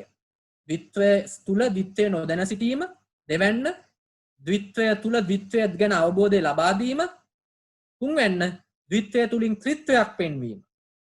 ත්‍රිත්වය තුලින් ඒකත්වයක් වන්නස් පෙන්වීම. ඒක තමයි නිර්වාණය. ඒක තමයි බුදු කෙනෙක් ගෙනියන මාර්ගය. ඔබටත් සත්‍ය අවබෝධ කරන්න ඕන නම් ඔබ ඉන්න මානසික රාමුව වල අනිත් පැත්ත මුලින් අඳුන ගන්න. ඔබ එතකොට මුලින්ම බැලන්ස් වෙනවා. බැලන්ස් වෙනකොට ඒ බැලන්ස් එක ගැන ඔබට ත්‍රිත්වය කියන සංකල්පය බැලන්ස් වෙච්ච තැන ගැන ත්‍රිත්වය කියන සංකල්පයක් එනවා. ඊට පස්සේ බුදු කෙනෙක් ඔබ ඒකත්වයේ කරා ගෙනියනවා. ඒ සඳහා ඒ ගුරුවරයා දිගින් දිගටම ආශ්‍රය කරමින් සාකච්ඡා කරමින් ඔහු පසුපස පැමිණීම අවශ්‍යයි. එතකොට මම ඔයගොල්ලන්ට මෙතනදී මේ වෙලාවේ අහපු ප්‍රශ්නේ ගොඩක් වැදගත් නිසා මම ඔයගොල්ලන්ට කියන්නම් ඔය ද්විත්වය හඳුනා ගැනීම කියන කාරණාව. ඒක ඊටාම වැදගත්. ඒක තමයි සම්මා දිට්ඨිය කියන්නේ. ආර්ය අෂ්ටාංගික මාර්ගයේ පළවෙනි පියවර සම්මා දිට්ඨිය. සම්මා දිට්ඨියෙන් තොරව කිසිම දෙයක් කරලා වැඩක් නැහැ. සම්මා දිට්ඨිය ගැන අවබෝධයක් නැති. සම්මා දිට්ඨිය දැන් ඔබ දන්නවා ආර්ය අෂ්ටාංගික මාර්ගයේ පෙළ ගස්සනකොට මේ ළඟදිත් වෙච්ච කතා බහ ගොඩ දෙනෙක් හිතන් ඉන්නවා බුද්ධ ශාසනය කියන්නේ සීල සමාධි ප්‍රඥා කියන රාමුවේ පවතින කියලා. සීලය මුලින් පුරලා ඊළඟට සමාධිය වඩලා චතුර්ථ ධානය දක්වා මනස අවබෝධි කරලා ප්‍රඥාව වඩනවා. ඒ බොරු කතාවක්. එහෙම එකක් බුද්ධ ආගමේ නැහැ. බුද්ධ ආගමේ තියෙන්නේ ප්‍රඥා සීල සමාධි. කොහොමදයි මම මේක කියන්නේ? ආර්ය අෂ්ටාංගික මාර්ගයේ පෙළ ගස්සලා බලන්න සම්මා දිට්ඨි සම්මා සංකප්ප. ඒ ප්‍රඥාව ප්‍රඥාව සම්මා දිට්ඨියෙන් බැහැසගෙන සම්මා සංකප්පයට ආපු වෙනකන් වෙන ප්‍රඥාව තමයි මිනිහගේ මෝදු කරන්නේ. ඊළඟට සම්මා දිට්ඨි සම්මා සංකප්ප සම්මා වාචා සම්මා කම්මන්ත සම්මා ආජීව සම්මා වායාම සීල. දැන් තමයි සීලය පටන් ගන්න. සම්මා දිට්ඨියකින් නැති මනසක් වඩන සීලය සීලබ්බත පරාමාසයක්. බොරු සීලයක්. නිවන් සඳහා අදාළ වෙන එකක් නෙමෙයි. හොඳට තේරුම් ගන්න. එතකොට ඒ සීලය මොකද්ද? ඊට කලින් සීලය වැදගත් නෙමෙයි. ඒක වැදගත් වෙනවා සමාජයේ යහපැවැත්මට. ඒ සීලයම තමයි ඔයගොල්ලන්ගේ ওই නීති පොත්වල තියෙන්නේ. මේ කහිරෙන් මාරු වෙන්න. ඒත් සීල. ඒ නිවන් දකින්නවද කහිරෙන් මාරු වුණා කියලා? රතු ලයිට් එක දැක්කම වාහනේ නවත්තන්න. රතු ලයිට් එක ගාව වාහනේ නැවැත්තුවා කියලා නිවන් දකින්නවද? එහෙම නිවන් දකින්නේ නැහැ. සම්මා දිට්ඨිය වඩන්න නැතුව කරන අනිත් සියලුම සාම්ප්‍රදායික සිල් වලින් නිවන් දකින්න බෑ. එහෙනම් මොකද්ද වෙන්නේ? සමාජයේ ලස්සන වෙනවා. සමාජයේ ලස්සනයි, ලස්සන්ට පේලියට වාහන ටික ගමන් කරනවා, පාරේ හෝන් ගහන්නේ නැහැ. සමාජ සුබ සාධනය පවතිනවා, මිනිස්සු ගහගන්නේ නැහැ මොකද දඬුවම් ලැබෙන නිසා. ඒක හරි ලස්සනයි. නමුත් නිවන් දකින්නේ. නිවන් දකින්න සම්මා දිට්ඨියටපත් වෙන්න. කොහොමද සම්මා දිට්ඨියටපත් වෙන්නේ? සම්මා දිට්ඨියටපත් වීම තමයි බුදුහාමුදුරුවෝ මුලින්ම දේශනා කරේ. ධම්මචක්කපවත්තන සූත්‍රය. ද්වේමේ භික්කවේ අන්තා අබ්බ ජිතේන නසේවි තබ්බා. මහණෙනි මේ ලෝකයේ අන්ත දෙකක් තියෙනවා. ඒ අන්ත දෙක මහණුන් විසින් සේවනය නොකළ යුතුයි. සේවනය නොකළ යුතුයි. අන්න මම කිව්ව ද්විත්වය. මේ ද්විත්වය සේවනය නොකළ යුතුයි කියලා තමයි බුදුරජාණන් වහන්සේ තියරටිකලි කිව්වේ. එතකොට බුදුහාමුදුරුවෝ කියනවා මොනවාද මේ අන්ත දෙක? කාමසුකල්ලිකානු යෝගෝ අත්තකිල මතානු යෝගෝ. දැන් ඔය දෙක ගැන ඔක කිව්වොත් දැන් මෙතන ප්‍රශ්න අහන්න විදිහක් නැහැ. නමුත් මම මේක දිගටම කියාගෙන යන්නම්. මම දන්නවා ඕගොල්ලෝ බහුතරයක් අත්තකිල මතානු යෝගය කියලා හිතන් ඉන්නේ ශරීරයට දැඩි ලෙස දුක් දීම කියලා. තේරෙනවද? ඊළඟට බහුතරයක් කාමසුකල්ලිකානු යෝගය කියලා හිතන් ඉන්නේ ශරීරයට අධික ලෙස සැප දීමේ කියලා. ඇයි? ඒක දහම් පාසල පොතේ ඉස්කෝලේ බුද්ධඝම පොතේ උගන්වනවා. සිද්ධාර්ථ කුමාරයා රම්ම්‍ය සුරම්ම්‍ය සුබ කියලා මාලිගා තුනක හිටියා. ඒ මාලිගා තුන තුල ඉන්නකොට කාමසුකල්ලිකානු යෝගය වින්දා. ඒක බැරි නිසා ඊළඟට අවුරුදු 6ක් දුෂ්කර ක්‍රියා කළා. එතන අත්තකිලමතානු යෝගය කරා. ඒ නිසා ඊට පස්සේ ගිහින් නිවන් අවබෝධ කරා මජ්ක්‍ධිමා ප්‍රතිපදා. එහෙම නෙමෙයි ඒක නිර්වචනය වෙන්නේ. ඒක ඇත්ත කතාව ඒක නෙමෙයි. මොකද මම අර මුලින්ම කිව්වේ තමන් කරන ක්‍රියාව මත දේවල් කතා කරන්නේ ජෛන මහාවීර. කාය දණ්ඩේ. මේක බුද්ධ ආගම හැමතිස්සම මනෝමූලිකයි. සිද්ධාර්ථ කුමාරයා රම්ම්‍ය සුරම්ම්‍ය සුබ මාලිගාවල මුල් කාලේ කැමැත්තෙන් සැප වින්දා. තමන් කැමැත්තෙන් සැප වින්දා. අන්න ඒ කාලේ එහු කැමැත්තෙන් සැප විඳිනකොට ඒ තිබුණ කැමැති මානසිකත්වය තමයි කාමසුකල්ලිකානු යෝගය. හැබැයි අවසාන කාලේ ඔහුට මේ සැප ඔහුටම තිත්ත වෙලා තිබුණේ. ඔහු හිටියේ ලක්ෂ 5ක් අන්තఃපුර කාන්තාවෝ එක්ක වෙන්න පුළුවන්. රත්තරන් ඔතාගෙන වෙන්න පුළුවන්. නමුත් ඔහු හිටියේ ඒකට අකමැත්තෙන්. ඒ වෙලාවේ ඔහු පුරන්නේ කාමසුකල්ලිකානුයෝගයක් නෙමෙයි. එතන තියෙන්නේ අත්ත කියලා මතානුයෝගය. තේරෙනවද මම මේ කියන කාරණා? එතකොට අපි මේ ආශ්‍රය කරන භෞතිකයේ මත නෙමෙයි කාමසුකල්ලිකානුයෝගයද අත්ත කියලා මතානුයෝගයද කියන එක තීරණය වෙන්නේ. ඕක තීරණය වෙන්නේ මෙන්න මේ කාරණා. මේක හොඳට මතක තියාගන්න. මතක නැත්තම් ලියලා තියාගන්න. විඳින්න විඳවන්න තියෙන කැමැත්ත. ඒක තමයි කාමසුකල්ලිකානුයෝගය. විඳින්න විඳවන්න තියෙන කැමැත්ත. මේක පුද්ගල සාපේක්ෂයි. කෙනෙක් විඳින්න විඳවන්නේ සමහර විට ලක්ෂරි ලයිෆ් එකක් ගෙවලා. තව කෙනෙක් විඳින්න විඳවන්නේ ගිනි පාගල වෙන්න පුළුවන්. විඳින්න විඳවන්න ගිනි පාගන්න හරි කැමැත්තක් තියෙනවා නම් එතන අත්ත කියලා මතානුයෝගය නැහැ. එතන තියෙන්නේ කාමසුකල්ලිකානුයෝගය. එතකොට මොකක්ද එන අත්ත කියලා මතානුයෝගය කියන්නේ? අත්ත කියලා මතානුයෝගය කියන්නේ විඳින්න විඳවන්න තියෙන අකමැත්ත. එතකොට කෙනෙක් ඉන්නේ ශැංග්‍රීලා හොටෙල් එකේ වෙන්න පුළුවන්. නමුත් ඒ ගැන ඒකට කැමැත්තෙන් නෙමෙයි නම් ඉන්නේ. ඔහු ඉන්නේ කාමසුකල්ලිකානුයෝගයේද අත්ත කියලා මතානුයෝගය. අත්ත කියලා මතානුයෝගය. ඔහු ඉන්න වටේ තියෙන ඇඳ ඇතිරි අසීසලු වලින් නෙමෙයි ඒක තීරණය වෙන්නේ. ඒක තීරණය වෙන්නේ ඔහුගේ තුල තියෙන මානසික තත්ත්වය මත. මොකද බුද්ධ ආගම කියන්නේ මනෝපුබ්බංගමා ධම්මා දර්ශනය. එතකොට බුදුරජාණන් වහන්සේ මුලින්ම දේශනා කරා මෙන්න මේ කැමැති අකමැති කියන අන්ත දෙක. ද්වේමේ භික්කවේ අන්තා පබ්බජිතේන නසේවිතබ්බා. එන්න ඒ පුද්ගලයා මජ්ක්‍ධිමා ප්‍රතිපදාවට පත් වෙනවා කියලා. ඕකම විස්තර කරා කච්චායන ගොත්ත සූත්‍රයේ. කච්චායන ගොත්ත කියන මේ වික්ෂුන් වහන්සේට උන්වහන්සේ ගාවට උන්වහන්සේ බුදුරජාණන් වහන්සේ ගාවට ඇවිල්ලා අහනවා බුදුරජාණන් වහන්සේ ඔබ වහන්සේ සම්මාදිට්ඨිය සම්මාදිට්ඨිය සම්මාදිට්ඨිය කියලා හැමදාම කියවනවා මට නම් මෙලෝ හසරක් තේරෙන්නේ මොකද්ද මේ සම්මාදිට්ඨිය කියලා. අර බුදුහාඳුරෝ කියනවා කච්චායන ගොත්ත මේ ලෝකේ ඇත කියලා අන්තයක් තියෙනවා. නැත කියලා අන්තයක් තියෙනවා. මේ ඇත සහ නැත කියන අන්තය තියෙන තාක්කල් සසරක් පවතිනවා. ඇයි ඒ? හොඳට මතක තියාගන්න. මොකද්ද මේ සසර කියන්නේ? දැන් ඔබට යම්කිසි සංකල්පයක් පිළිබඳ ඇත කියලා හිතනවා. දැන් හිතනවා මේ ලෝකේ පවතින්නේ ක්වොන්ටම් ෆිසික්ස් කියලා එක පවතිනවා කියන සංකල්පය පවතින. ඒ සංකල්පය පවතින තාක්කල් ඒක ඇත කියන මාර්ගය තුල සිතුවිලි ධාරාවක් වැඩ කරනවා. තර්ක ගණනාවක් ගොඩ නැගෙනවා. එහෙම නැත්නම් තව කෙනෙක් තුල පවතින ක්වොන්ටම් ෆිසික්ස් නැත කියලා අන්තයක්.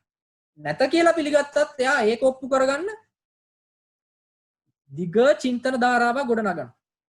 දැන් මේක මම ක්වොන්ටම් ෆිසික්ස් අතහැරලා නිර්වාණය කියලා ගන්නම්. කෙනෙක් තුල තියෙනවා නිර්වාණය කියලා සංකල්පයක්. ඇත්ත නිර්වාණය නෙමෙයි. නිර්වාණය කියලා සංකල්පයක්.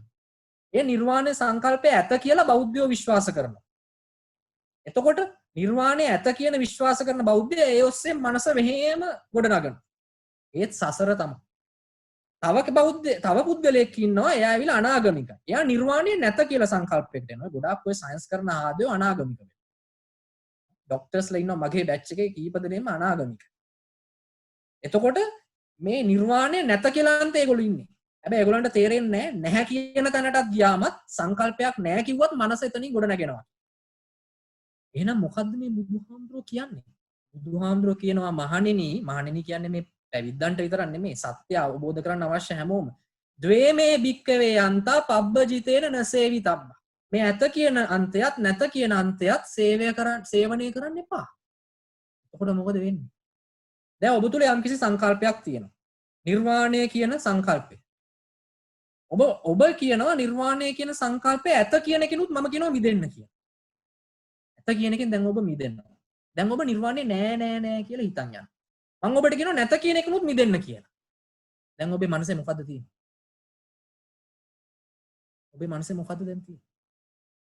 පුළුවන් නම් දැන් සංකල්පයක් ගොඩනගන්න. ගොඩනගන්න බෑ. ඔබ එක්තරා ක්ෂණයකට නිර්වාණය අත්විඳා. ඔබේ සංකල්ප වලින් මිදුණා. ඔබ නිර්වාණය අත්විඳිනවා. අන්න ඕක තමයි වන්නස් කියන්නේ. ද්විත්වය තේරුම් ගත්තා. ත්‍රිත්වයක් ගැන අදහසක් ආවා. වන්නස් වලට ගෙනිච්ච. සියලුම සංකල්ප වලින් මිදිච්ච මනසකට අපි කියනවා අරහත් මනසක්. එයාගේ මනසේ තියෙන කිසිම සංකල්පයකට එයාගේ බැඳීමක් නැහැ. ඒක රහත් මනසක්. කාට හරි කෙනෙක්ට ඒ தත්ත්වයට පත් වෙන්න පුළුවන්. ඒක ලස්සන මාර්ගයක් තියෙනවා. මම දැන් ඔබට මේ කිව්වේ ඒකේ ආරම්භය පමණයි. සම්මා දිට්ඨිය. ඇත කියන්නත් එපා, නැත කියන්නත් එපා. මධ්‍යස්ථ. මම හිතනවා මේ ප්‍රශ්නයට ගොඩක් හොඳ උත්තරයක් හම්බෙන්නේ කියලා. ඒකෙන් මතුවෙන මොන හරි ගැටලුවක් තියෙනවා නම් විරාජ් යොමු කරන්න. අවසරයි අපේ හාමුදුරුවනේ, ඔබ වහන්සේ ඉතාමත් වටිනා පැහැදිලි කිරීමක් අපේ ප්‍රශ්නයට යොමු කරා. අපේ හාමුදුරුවනේ, අපි මතක් කරමු අපේ ධර්ම සාකච්ඡාව සමගින් එකතු වෙන අයට අපේ හාමුදුරුවන් ප්‍රශ්න වලට පිළිතුරු දෙන පිළිතුරු තුළ ඔබට අපැහැදිලි වුණු තැනක්, මගේ හැරුණු තැනක් වෙනම් අපේ ස්වාමීන් වහන්සේගෙන් විමසීමේ හැකියාව තිබෙනවා. ඒ සඳහා අවස්ථාව ලබා ගැනීමට ඔබ බෞද්ධ සංගමේ අපේ සමාජිකයන්ට Zoom තුලින් පණිවිඩයක් කියවන්න අපි ස්වාමීන් වහන්සේ සම්බන්ධ කරලා ඔබට අවස්ථාව ලබා දීමේ හැකියාව තිබෙනනේ. ඊළඟට ප්‍රශ්නය යොමු කරන්න සෝදනමින් ඉන්න විහංගා, අපි විහංගාට අවස්ථාව ලබා දෙමු. විහංගා, ඔබට සූදානම් අවස්ථාව තිබෙනවා අපි හාමුදුරුවෝ ප්‍රශ්නය යොමු කරන්න. අවසරයි අපේ හාමුදුරුවනේ, මගේ ප්‍රශ්නය තමයි ආගමයි දර්ශනයයි අතර තියෙන වෙනස මොකක්ද? ඒ කියන්නේ බුදුහාමුදුරුවෝ දේශනා කළේ දර්ශනයක් මිසක් ආගමක් නෙමෙයි නේද? මෙහෙම හොඳ ප්‍රශ්නයක්. අපිට බුදුහාමුදුරුවෝ දේශනා කළේ දර්ශනයක් කියලා කියන්න පුළුවන්. නමුත් මගේ තියෙන අදහස ඒක දර්ශනයක් කිව්වත් වැරදි. දැන් විරාජ් අර මට කිව්වේ මම මහා වටිනා කතාවක් කිව්වා කියලා. ඒ වටිනා කතාවක් කිව්වේ එයා මම මේ කියන්නේ දර්ශනයක් කියලා හිතාගෙනනේ. හැබැයි එයා එහෙම කිව්වට මගේ මේ මම අර කලින් කියපු කතා මහා ලොකු ගැඹුරු වගේ තේරුණාට කිසිම වටිනාකමක් නැහැ.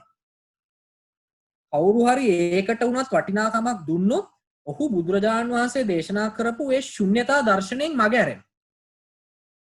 එතකොට ඔහු එතන මම කියපු කතාව සංකල්පයක් විදියට අරගෙන ඒ වටිනාකමක් ඇත කියලා ආයෙත් චින්තන ධාරාවක් ගොඩනගනවා. එතකොට ඔහු ශුන්‍යතාවෙන් මිදෙනවා. එතකොට මම කොහොමද කියන්නේ බුදුරජාණන් වහන්සේ දර්ශනයකුත් කිව්වා කියලා. එහෙම කියන්න බෑ. නමුත් මේක හැමතිස්සෙම තව කෙනෙක් Taman යමක් තේරුම් ගත්තට පස්සේ ඒක කියලා දෙන්න තියෙන එකම මාධ්‍ය තමයි මේ වචන. නමුත් මේ වචන හරිම ප්‍රාථමිකයි ඒ පරම සත්‍ය ඉස්සරහා. ඇයි මේ වචන හැමතිස්සෙම ගොඩනගන්නේ මේ බයිනරි එක තුල, ද්විත්වය තුල. දැන් බලන්න හැම වචනයක්ම දෙක තියෙන්නේ. යුගල පද තියෙන්නේ. ඇත කිව්වොත් නැත. හරි? කෑම කිව්වොත් කෑම ඇත කෑම නැත. හැමදේම වාතය කිව්වොත් වාතය ඇත වාතය නැත. දෙක හැමතිස්සෙම පවතින. මේ ද්විත්වය තුල තියෙන වචන වලින් ඒකත්වයක් කතා කරන්න බෑ. නමුත් ඒක යම්කිසි විදිහකට අපි වචන වලට බුදු කෙනෙක් හැමතිස්සෙම පරිවර්තනය කරනවා.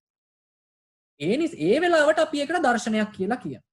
නමුත් බුදුහාමුදුරුවෝ දේශනා කරනවා කුල්ලූපපම් වේ ධම්මං දේසිස්සාමි නිස්සරණත්තාය නොගහනත්තාය. මහණෙනි මම නිස්සරණය පිණිස ධර්මයේ දේශනා කරනවා. ඒක ග්‍රහණය කරගන්න එපා. ධර්මය කියන්නේ ඔරුවක්. ඒක යන්න විතරයි තියෙන්නේ. ඒක කර තියාගෙන යන්න එපා. ඇයි බුදුරජාණන් වහන්සේ දන්නවා මේ ධර්මයේ උනත් පරම සත්‍ය නෙමෙයි කියලා. හරිද? ඒ නිසා නමුත් හැමතිස්සෙම ඒකට තියෙන මාර්ගය තාර්කිකයි. ආර්ය අෂ්ටාංගික මාර්ගය සම්පූර්ණයෙන්ම තර්කයක්. ඒ නිසායි ප්‍රශ්න කරන්න කියන්නේ. තර්කයක් ගිහිල්ලා ඒකේ ඵලය අතාර්කිකයි. කවුරු හරි කෙනෙක් කියනවා නම් මේ ධර්මයේ අතක්කාවචරයි කියලා ඒක බොරු. ධර්මයේ නෙමෙයි අතක්කාවචර. ඒ ධර්මයේ ප්‍රතිඵලය අතක්කාවචර. නිර්වාණය තුල තර්ක කරන්න බෑ. තර්ක කරන්නේ කොහොමද? නැවතිච්ච මනසක්. වටිනාකමක් නොදිච්ච මනසක් කොහොමද තර්ක කරන්නේ? මොකක් මතද? තර්ක කරන්න සංකල්පයකට බැඳෙන්න ඕනේ. බලෙන් හෝ බැඳෙන්න ඕනේ. ඉතින් දැන් ඔබ ඇහුවා ආගමක් කියන්නේ මොකද්ද? දර්ශනයක් කියන්නේ. ආගමක් කියන්නේ හැමතිස්සෙම සංස්කෘතික කාරණාවක්. දැන් උදාහරණයක් විදිහට මේ බුදුරජාණන් වහන්සේ දේශනා කරන දර්ශනය අපේ රටේ බෞද්ධයෝ මම කියන්නේ හරිම ප්‍රාථමික ගෝත්‍රික බෞද්ධයෝ හිතන් ඉන්නවා මේ බුද්ධ ආගම තුල විතරයි තියෙන්නේ කියලා. ඒක පට්ටපල් බොරුවක්. එහෙම එකක් නැහැ. මේ ලෝකේ ග්‍රීන්ලන්තේ අර ඉග්ලූ නිවාසයක කුස්සියම්ම කෙනෙක් ඉන්නවා. ඒ කුස්සියම්ම තමන්ගේ මනසේ මේ ද්විත්වය කතාව මනස දිහා බලන් ඉඳලා තේරුම් ගන්නවා. සම්මා දිට්ඨියටපත් වෙනවා. එයා බුදු කෙනෙක් ගැන අහලත් නැහැ. මේ කහ සිවුරක් දැකලත් නැහැ. එයා ගාව පරම සත්‍ය පවතින. එතකොට මේ බුද්ධ ආගම කියන ආගම තුල නෙමෙයි මේ පරම සත්‍ය පවතින. මේ පරම සත්‍ය හැමදාම හැම මොහොතකම හැම තැනකම පවතින. ඊට අවබෝධ කරගත්ත ඕන කෙනෙක් ගාව. එතකොට කවුරු හරි ක්‍රිස්තියානි පූජකයෙක් ඉන්නවා. ඒ ක්‍රිස්තියානි පූජකයා තමන්ගේ මනස පිළිබඳ ආර්ය පරිශ්‍රණයක යෙදෙනවා. එළියේ තියෙන දේවල් ක්වොන්ටම් ෆිසික්ස් පැත්තක දාලා තමන්ගේ මනස කොහොමද වැඩ කරන්නේ කියලා තේරුම් ගන්නවා.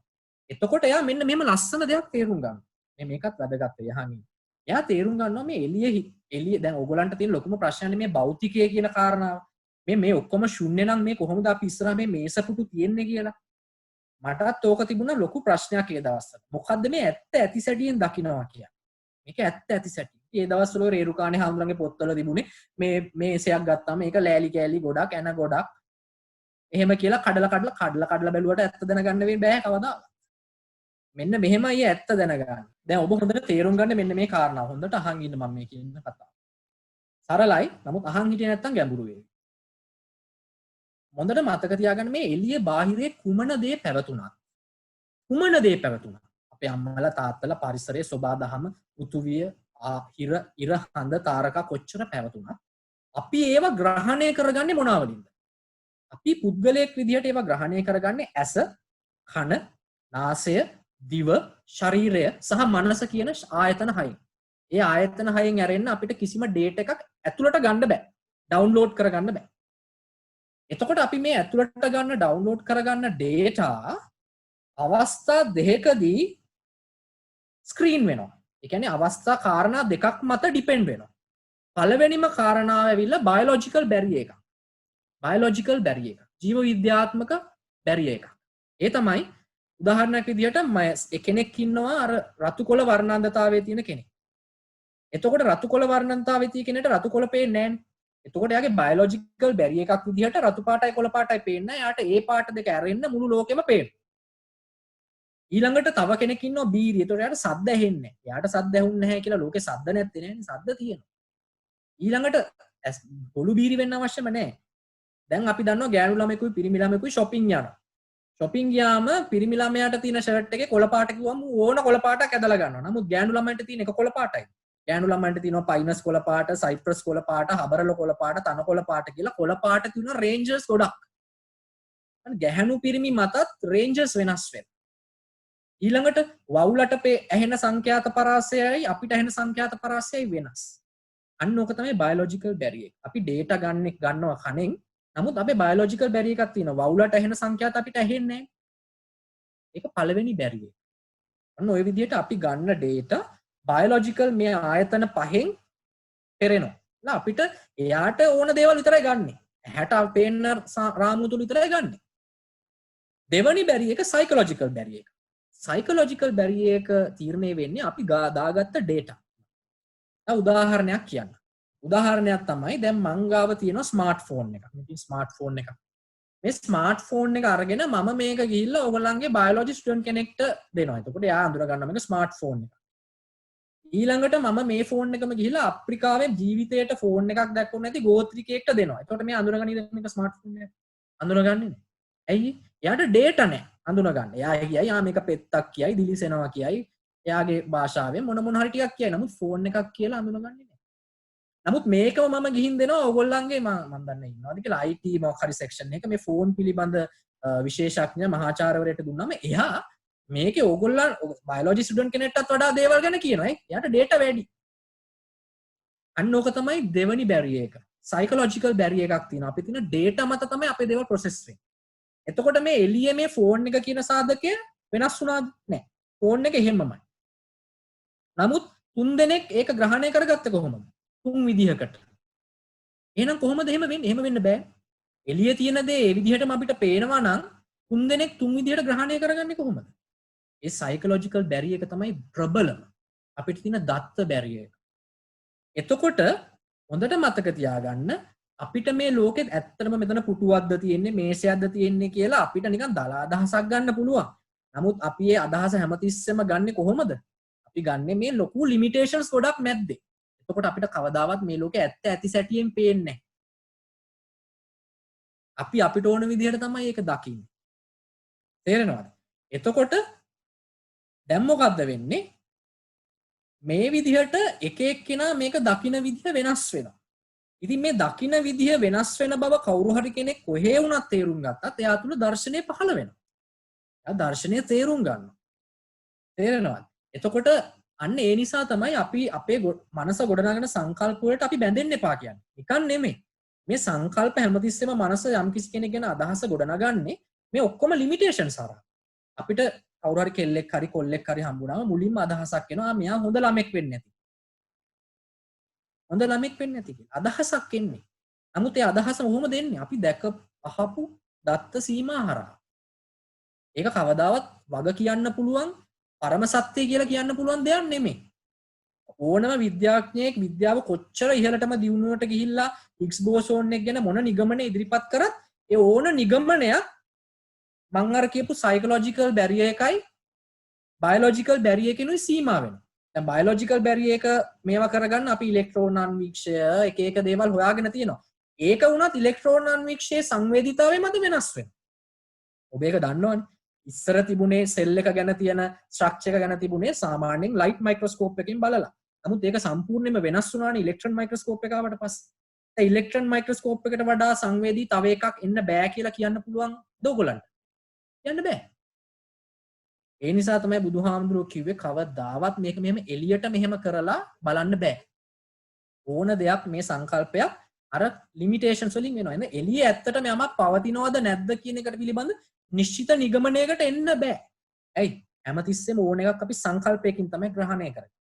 එතකොට දැන් ඔන්න ඔය කතා ටික කවුරු හරි කෙනෙක්ට තේරුණාම ඒක තේරුම් ගන්න එයා මේ බුද්ධ ආගම තුල ඉන්න අවශ්‍යනේ. ඊට පස්සේ මොකද වෙන්නේ? දැන් බුදු කෙනෙක් මෙන්න මේ කතා ටික කියලා යනවා. කියලා ගියාට පස්සේ අසුකාලීනව මේ වටා සංස්කෘතියක් ගොඩනැගෙනවා.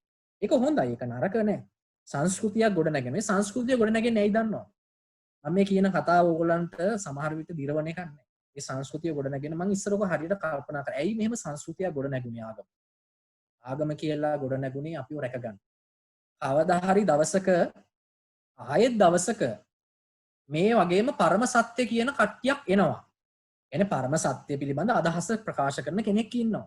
ඒ ප්‍රකාශ කරන කෙනා ආපු ගමන් එයාට සිද්ධ වෙන ප්‍රධානම අභියෝගය තමයි සමාජය විසින් එයාට පහර දෙන්න පටන් ගන්නවා.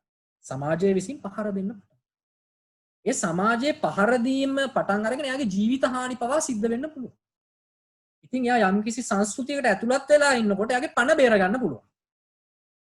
තේරෙනවද? ඇත්ත කතා කරලා පණ බේර ගන්න පුළුවන් මෙන්න මේ ආගමික සංස්කෘතිය. බොහෝ විට මම කියන්නේ හැමතිස්සෙම කියලා. දැන් ඕගොල්ලෝ හිතන් හිටියට බුදුහාමුදුරුවෝ බුද්ධ ආගම කියන එක ආරම්භක කර්තෘ කියලා බුදුහාමුදුරන්ට බුද්ධ ආගමක් හදන්න උවමනාවක් තිබුණේ නැහැ. බුදුජාණන් වහන්සේ හින්දු. උපතින් හින්දු. ඔහුට අවශ්‍ය වුණේ හින්දු දර්ශනය සුද්ධ කරන්න. ඒකව ගොඩ දැන් හාමුදුරුවෝ දන්නේ නැහැ.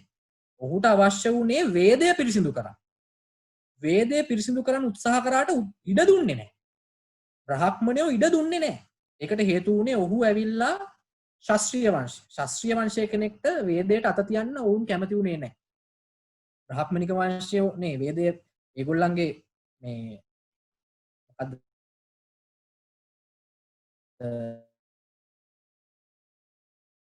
කොපිරයිට්ස් තියන් හිටියේ. බුදුරජාණන් වහන්සේට වේදයට අත තියන්න දුන්නෙම නැහැ. සංස්කෘතියක් හදාගත්තා. බුදුරජාණන් වහන්සේගේම වෙනම සංස්කෘතිය. හැබැයි මේ සංස්කෘතියත් ඒ කාලේ ಭಾರತೀಯ සමාජය තුළ තිබුණු පැවිද්ද කියන පොදු සංකල්පයෙන් ගත්තේ. මේ සිවුර ඇඳන් ඉන්නේ මේ භික්ෂුන් වහන්සේලා විතරක් නෙමෙයි.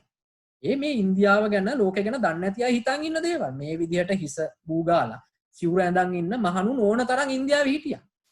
ඔබ අහලා නැද්ද සතර පෙර නිමිති දැකලායි සිද්ධාර්ථ කුමාරයා සසර කලකිරුනේ කියලා. එතකොට සතර පෙර නිමිත්තේ අවසානය තමයි පැවිදි රූපේ. මේ දැක්ක මේ තමයි මේ දැක්ක පැවිදි රූපේ. එතකොට බුදු කෙනෙක් නැහැ. බුද්ධ ආගමක් පහළ වෙලා නැහැ. මේ පැවිදි රූපේ හැමදාම සමාජයේ මේ ආසියානු සමාජයේ පැවතුණා. ඊළඟට යුරෝපීය සමාජයේ තියෙන අර කළු ලෝගුව හරි සුදු ලෝගුව හරි කුරුසේ. හැම සමාජයකම ආගම කියලා එකක් පවතිනවා. අපිට ඒක විවේචනය කරන්න පුළුවන් නමුත් ඒක නැති කරන්න කවදාවත් බෑ. ඒක මං කිව්වා කියලා ලියා ගන්න. කවදාවත් ආගමක් මේ ලෝකේ නැති කරන්න බෑ. මොකද ඒ ප්ලැට්ෆෝම් එක හැමදාම පවතිනවා. කුමක් සඳහා? යම් කිසි සත්‍යයක් අවබෝධ කරගත්ත කෙනෙක්ට නැගලා කෑ ගහලා ඇත්ත කියන වේදිකාවක් හැමදාම සමාජය තුළ පවතිනවා. ඒක විශ්ව න්‍යායක්. ඒ විශ්ව ධර්මතාවයෙන් කවදාවත් බැහැර වෙන්න බෑ. ආගම තිබුණාවේ. නමුත් ඒ ආගම අන්තවාදයකට යන්නේ නැතුව ඒ තුළ සත්‍ය ගවේෂණය කරගන්න. විරාජ්තා ප්‍රශ්න තියෙනවා. අපේ හාමුදුරුවනේ පස්තින් සූදානම්ෙන් ඉන්නවා පස්තිගේ ප්‍රශ්න යොමු කරන්න. අවසරයි අපේ හාමුදුරනේ අපි පස්තිදුට අවස්ථාව ලබා දෙමු. පස්තිව ඔබට පුළුවන් අපේ ගෞරවනීය ස්වාමීන් වහන්සේගෙන් ඔබේ ප්‍රශ්නය යොමු කරන්න. මේකයි මගේ ප්‍රශ්නේ හම්දුරනේ මේ බුදුරජාණන් වහන්සේ දේශනා කළා තියෙනනේ මේ සතර ඊර්තිපාද ඒ වයින් මේ චිත්ත එකක් විරීමස. එතකොට එකක් තියෙනවා මේ උපන් අකුසල් දුරු කිරීම කියලා. ඒක ගැන යමක් දැනගන්න පුළුවන් නේද අපි හඳුනන. ඒක තමයි. ඒක හොඳ ප්‍රශ්නයක්. ඕක තියෙන්නේ විරියනේ. වීරයවල. එතකොට මං නිවැරදි නම් නමුත් මේ හොඳට මතක තියාගන්න මෙතන තමයි මුලින්ම ප්‍රශ්නේ වෙන්නේ කුසල් කියන්නේ මොකක්ද කියලා තේරුම් ගන්න. උපන් අකුසල් සහ උපන් කුසල්. කුසල් අකුසල් කියන එක පව්පින් වලින් වෙනස්. පව්පින් හැමතිස්සෙම සාම්ප්‍රදායික. පවතින සංස්කෘතියට තමයි පව්පින් තීරණය වෙන්නේ. උදාහරණයක් විදිහට දැන් මම ලෝකේ රටවල් 20 ගානකට වඩා සංචාරය කරලා තියෙන කෙනෙක්. මම ගිහි කාලේ ඉඳන්ම මගේ විනෝදාංශය තමයි ලෝකේ සංචාරය. එතකොට මම දන්නවා එතකොට මේ උදාහරණයකට ලංකාවේ තමන්ගේ අම්මයි තාත්තයිව මහලු මඩමකට දැමීම දකින්නේ මහා ආනන්තරීය පාප කර්මයක්. මහා විශාල පවක් විදියට ආනන්තරීය පාප කර්මයක්. නෙමෙයි මහා බරපතල පාප කර්මයක් විදියට. නමුත් ඔබ ඕස්ට්‍රේලියාවට හරි යුරෝපා රටකට ගියොත් විශේෂයෙන්ම ඕස්ට්‍රේලියාවේ තමන්ගේ වැඩිහිටි බවට පත් වෙච්ච වයෝවෘද්ධ දෙමව්පියන්ව ඒ වගේ එල්ඩ හෝම් එකකට දාන්න නැති එක වුන් දකින්නේ මහා බරපතල වරදක්. මොකද එල්ඩ හෝම් එක තුල ඒගොල්ලන්ට අවශ්‍ය ඒ මානසික සෞඛ්‍ය, ශාරීරික සෞඛ්‍ය, අවශ්‍ය ක්‍රියාකාරකම්, අවශ්‍ය මිතුරන් ආශ්‍රය කිරීම, සමාජ ක්‍රියාකාරකම් ඔක්කොම හම්බ වෙනවා. එතකොට බලන්න දැන් ලංකාවේ අම්මලා තාත්තලා වැඩිහිටි නිවාසයකට දාන එක සලකන්නේ පවක් කියලා. ඕස්ට්‍රේලියාවේ අම්මලා තාත්තලා වැඩිහිටි නිවාසයට නොදාන එක සලකන්නේ පවක් කියලා. දැන් මට කියන්න පව පින මොකක්ද කියලා. හැම තිස්සෙම පව්පින් කියන එක බොහෝ දුරට සාම්ප්‍රදායික. නමුත් අර අපි හැමෝගෙම පොදු ගුණාකාරීය මානුෂික ධර්ම මත ගොඩක් දේවල් මිනී මරණ එක එහෙත් පවක් මෙහෙත් පවක්. වැරද්දක් විදිහට දකින්න. නමුත් කුසල් අකුසල් කියන්නේ එහෙල එහෙම දෙයක් නෙමෙයි. හොඳට තේරුම් ගන්න. කුසල් අකුසල් ඔය සාම්ප්‍රදායික නිර්වචනයෙන් එහා ගිහිල්ලා මෙන්න මේ කාරණාව මත වෙනස් වෙනවා. අපි යම්කිසි ක්‍රියාවක් කරනවා බලාපොරොත්තු විරහිතව. යම්කිසි ක්‍රියාවක් බලාපොරොත්තු විරහිතව කරනවා නම් ඒක කුසලයක්. යම්කිසි ක්‍රියාවක් බලාපොරොත්තු විරහිතව කරන හොඳ දේවල් අපි කුසල් කියලා ගන්නවා.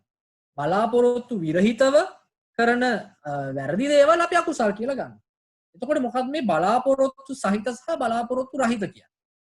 බලාපොරොත්තු සහිත හා රහිත කියන්නේ අපිට මේ දැන් මං අද උදේ ඔයගොල්ලෝ එන ගමන් පාරේදී කවුරු හරි මිනිස්සෙක් දැකලා ඒ මිනිස්සයා ඔබෙන් යම්කිසි මුදලක් ඉල්ලනවා හිඟා කනවා. ඔබ රුපියල් 10ක් දෙනවා. ඔබ ඔබේ ගමන යනවා. ඔබට කිසිම චින්තනයක් ගොඩ නැගුණේ නෑ එතනින් එහාට මේ නිසා මෙහෙම වෙන්න ඕනේ මේ නිසා මෙහෙම වෙන්න ඕනේ කියලා. ඒක කුසලයක්. කිසිම බලාපොරොත්තුවක් නැතුව තමයි ඔබේ පරිත්‍යාගය කරේ. දැන් බලන්න හැබැයි අම්මා කෙනෙක් දරුවෙක්ට සලකනවා. ගොඩ දෙනෙක් දැක්කට මෙතන තියෙන කුසල කියලා එතන ගොඩක්ම තියෙන පිනක්. මොකද අම්මා කෙනෙක් තමන්ගේ දරුවෙක්ව පෝෂණය කරන්නේ ඒ දරුවා පිළිබඳ අනාගත බලාපොරොත්තු ගොඩක් තියාගෙන. දරුවා යහපත් පුරවැසියෙක් වෙන්න ඕනේ, ඊළඟට හොඳට සල්ලි තියෙන්න ඕනේ, හොඳ පවුලකින් කසාදයක් කරගන්න ඕනේ, අපේ පවුලේ ගෞරවය රකින්න ඕනේ, මට සලකන්න ඕනේ. මට හොඳට මතකයි ඔය කතාව. මොකද මම පැවිදි වෙන වෙලාවේ අපේ පැවිදි වෙනවා කියලා කිව්වම අපේ අම්මා අඬන්න ගත්තා. අඬන්න ගත්තාම මම අම්මයි අඬනවා. අම්මේ ඔය අඬන්නේ මේ පැවිද්ද නිසා මට නැති වෙන දේවල් නිසාද ඔයාට නැති වෙන දේවල්. යා පිළිගත්ත යාට නැති. හැමතිස්සෙම එතන පවතින්නේ අපි යම් කිසි කෙනෙක්ට පවතින ඒ අලෞකික ආදරය තුල පවතින බලාපොරොත්තු සහිත දේවල්. ඉතින් කාට හරි පුළුවන් නම් කාට හරි ආදරය කරන්න කිසිම බලාපොරොත්තුවක් නැතුව අන්න අපි ඒකට කියනවා පරම ආදරය කියලා. දැන් ඔය ආදරය කියන්නේ මොකක්ද කියන එක උගලන්ට ඉතින් තරුණ වයසේ ලොකු දෙයක් තියෙනවා. බලාපොරොත්තු විරහිතව කරන ප්‍රේමයට කියනවා පරම ආදරය කියලා. බුදුවරයෙක් ඉන්නේ හැමතිස්සෙම පරම ආදරය. හැමෝම කෙරෙහි කිසිම බලාපොරොත්තුවක් නැතුව ඔහු ආදරය කරනවා. කොහොමද බලාපොරොත්තුවක් නැහැ කියලා දැනගන්නේ? මේ පුද්ගලයා තමන් උදව් උපකාර තමන් ආදරය දක්වන පුද්ගලයා මේ පිළිබඳ කිසිම රාමුවක් යාගේ හිතේ නැහැ. මුනිවරයෙක් ප්‍රේම කරන්නේ කොහොමද? මුනිවරයෙක් ඉන්නවා ඔහුට ප්‍රේමවන්තියක් ඉන්නවා. ඒ ප්‍රේමවන්තිය මේ විදිහට අඳින්න ඕන, මේ විදිහට කන්න ඕන, මේ විදිහට ඉන්න ඕන කියලා කිසිම රාමුවක් ඔහු බැඳිලා නැහැ. රාමුවකට ඔහු බැඳිලා නැහැ. ඔහු නිකන් ආදරේ කරනවා විතරයි. අන්න ඒක තමයි මුනිවර ප්‍රේමය කියන්නේ.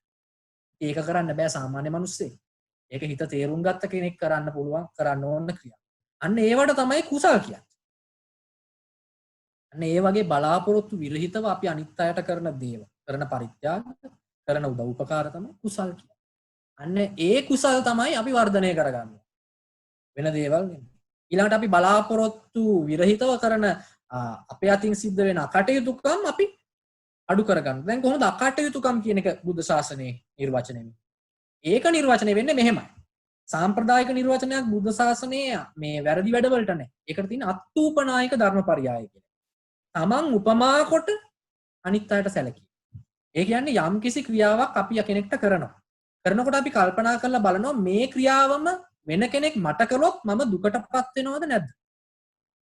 තමන් ඒකෙන් දුකටපත් වෙනවා නම් ඒ දේවල් අනිත් අයට කරන්න එපා. තමන් උපමා කරගෙන අනිත් අයට කරන්න. අත්ූපනායක ධර්මපරයය.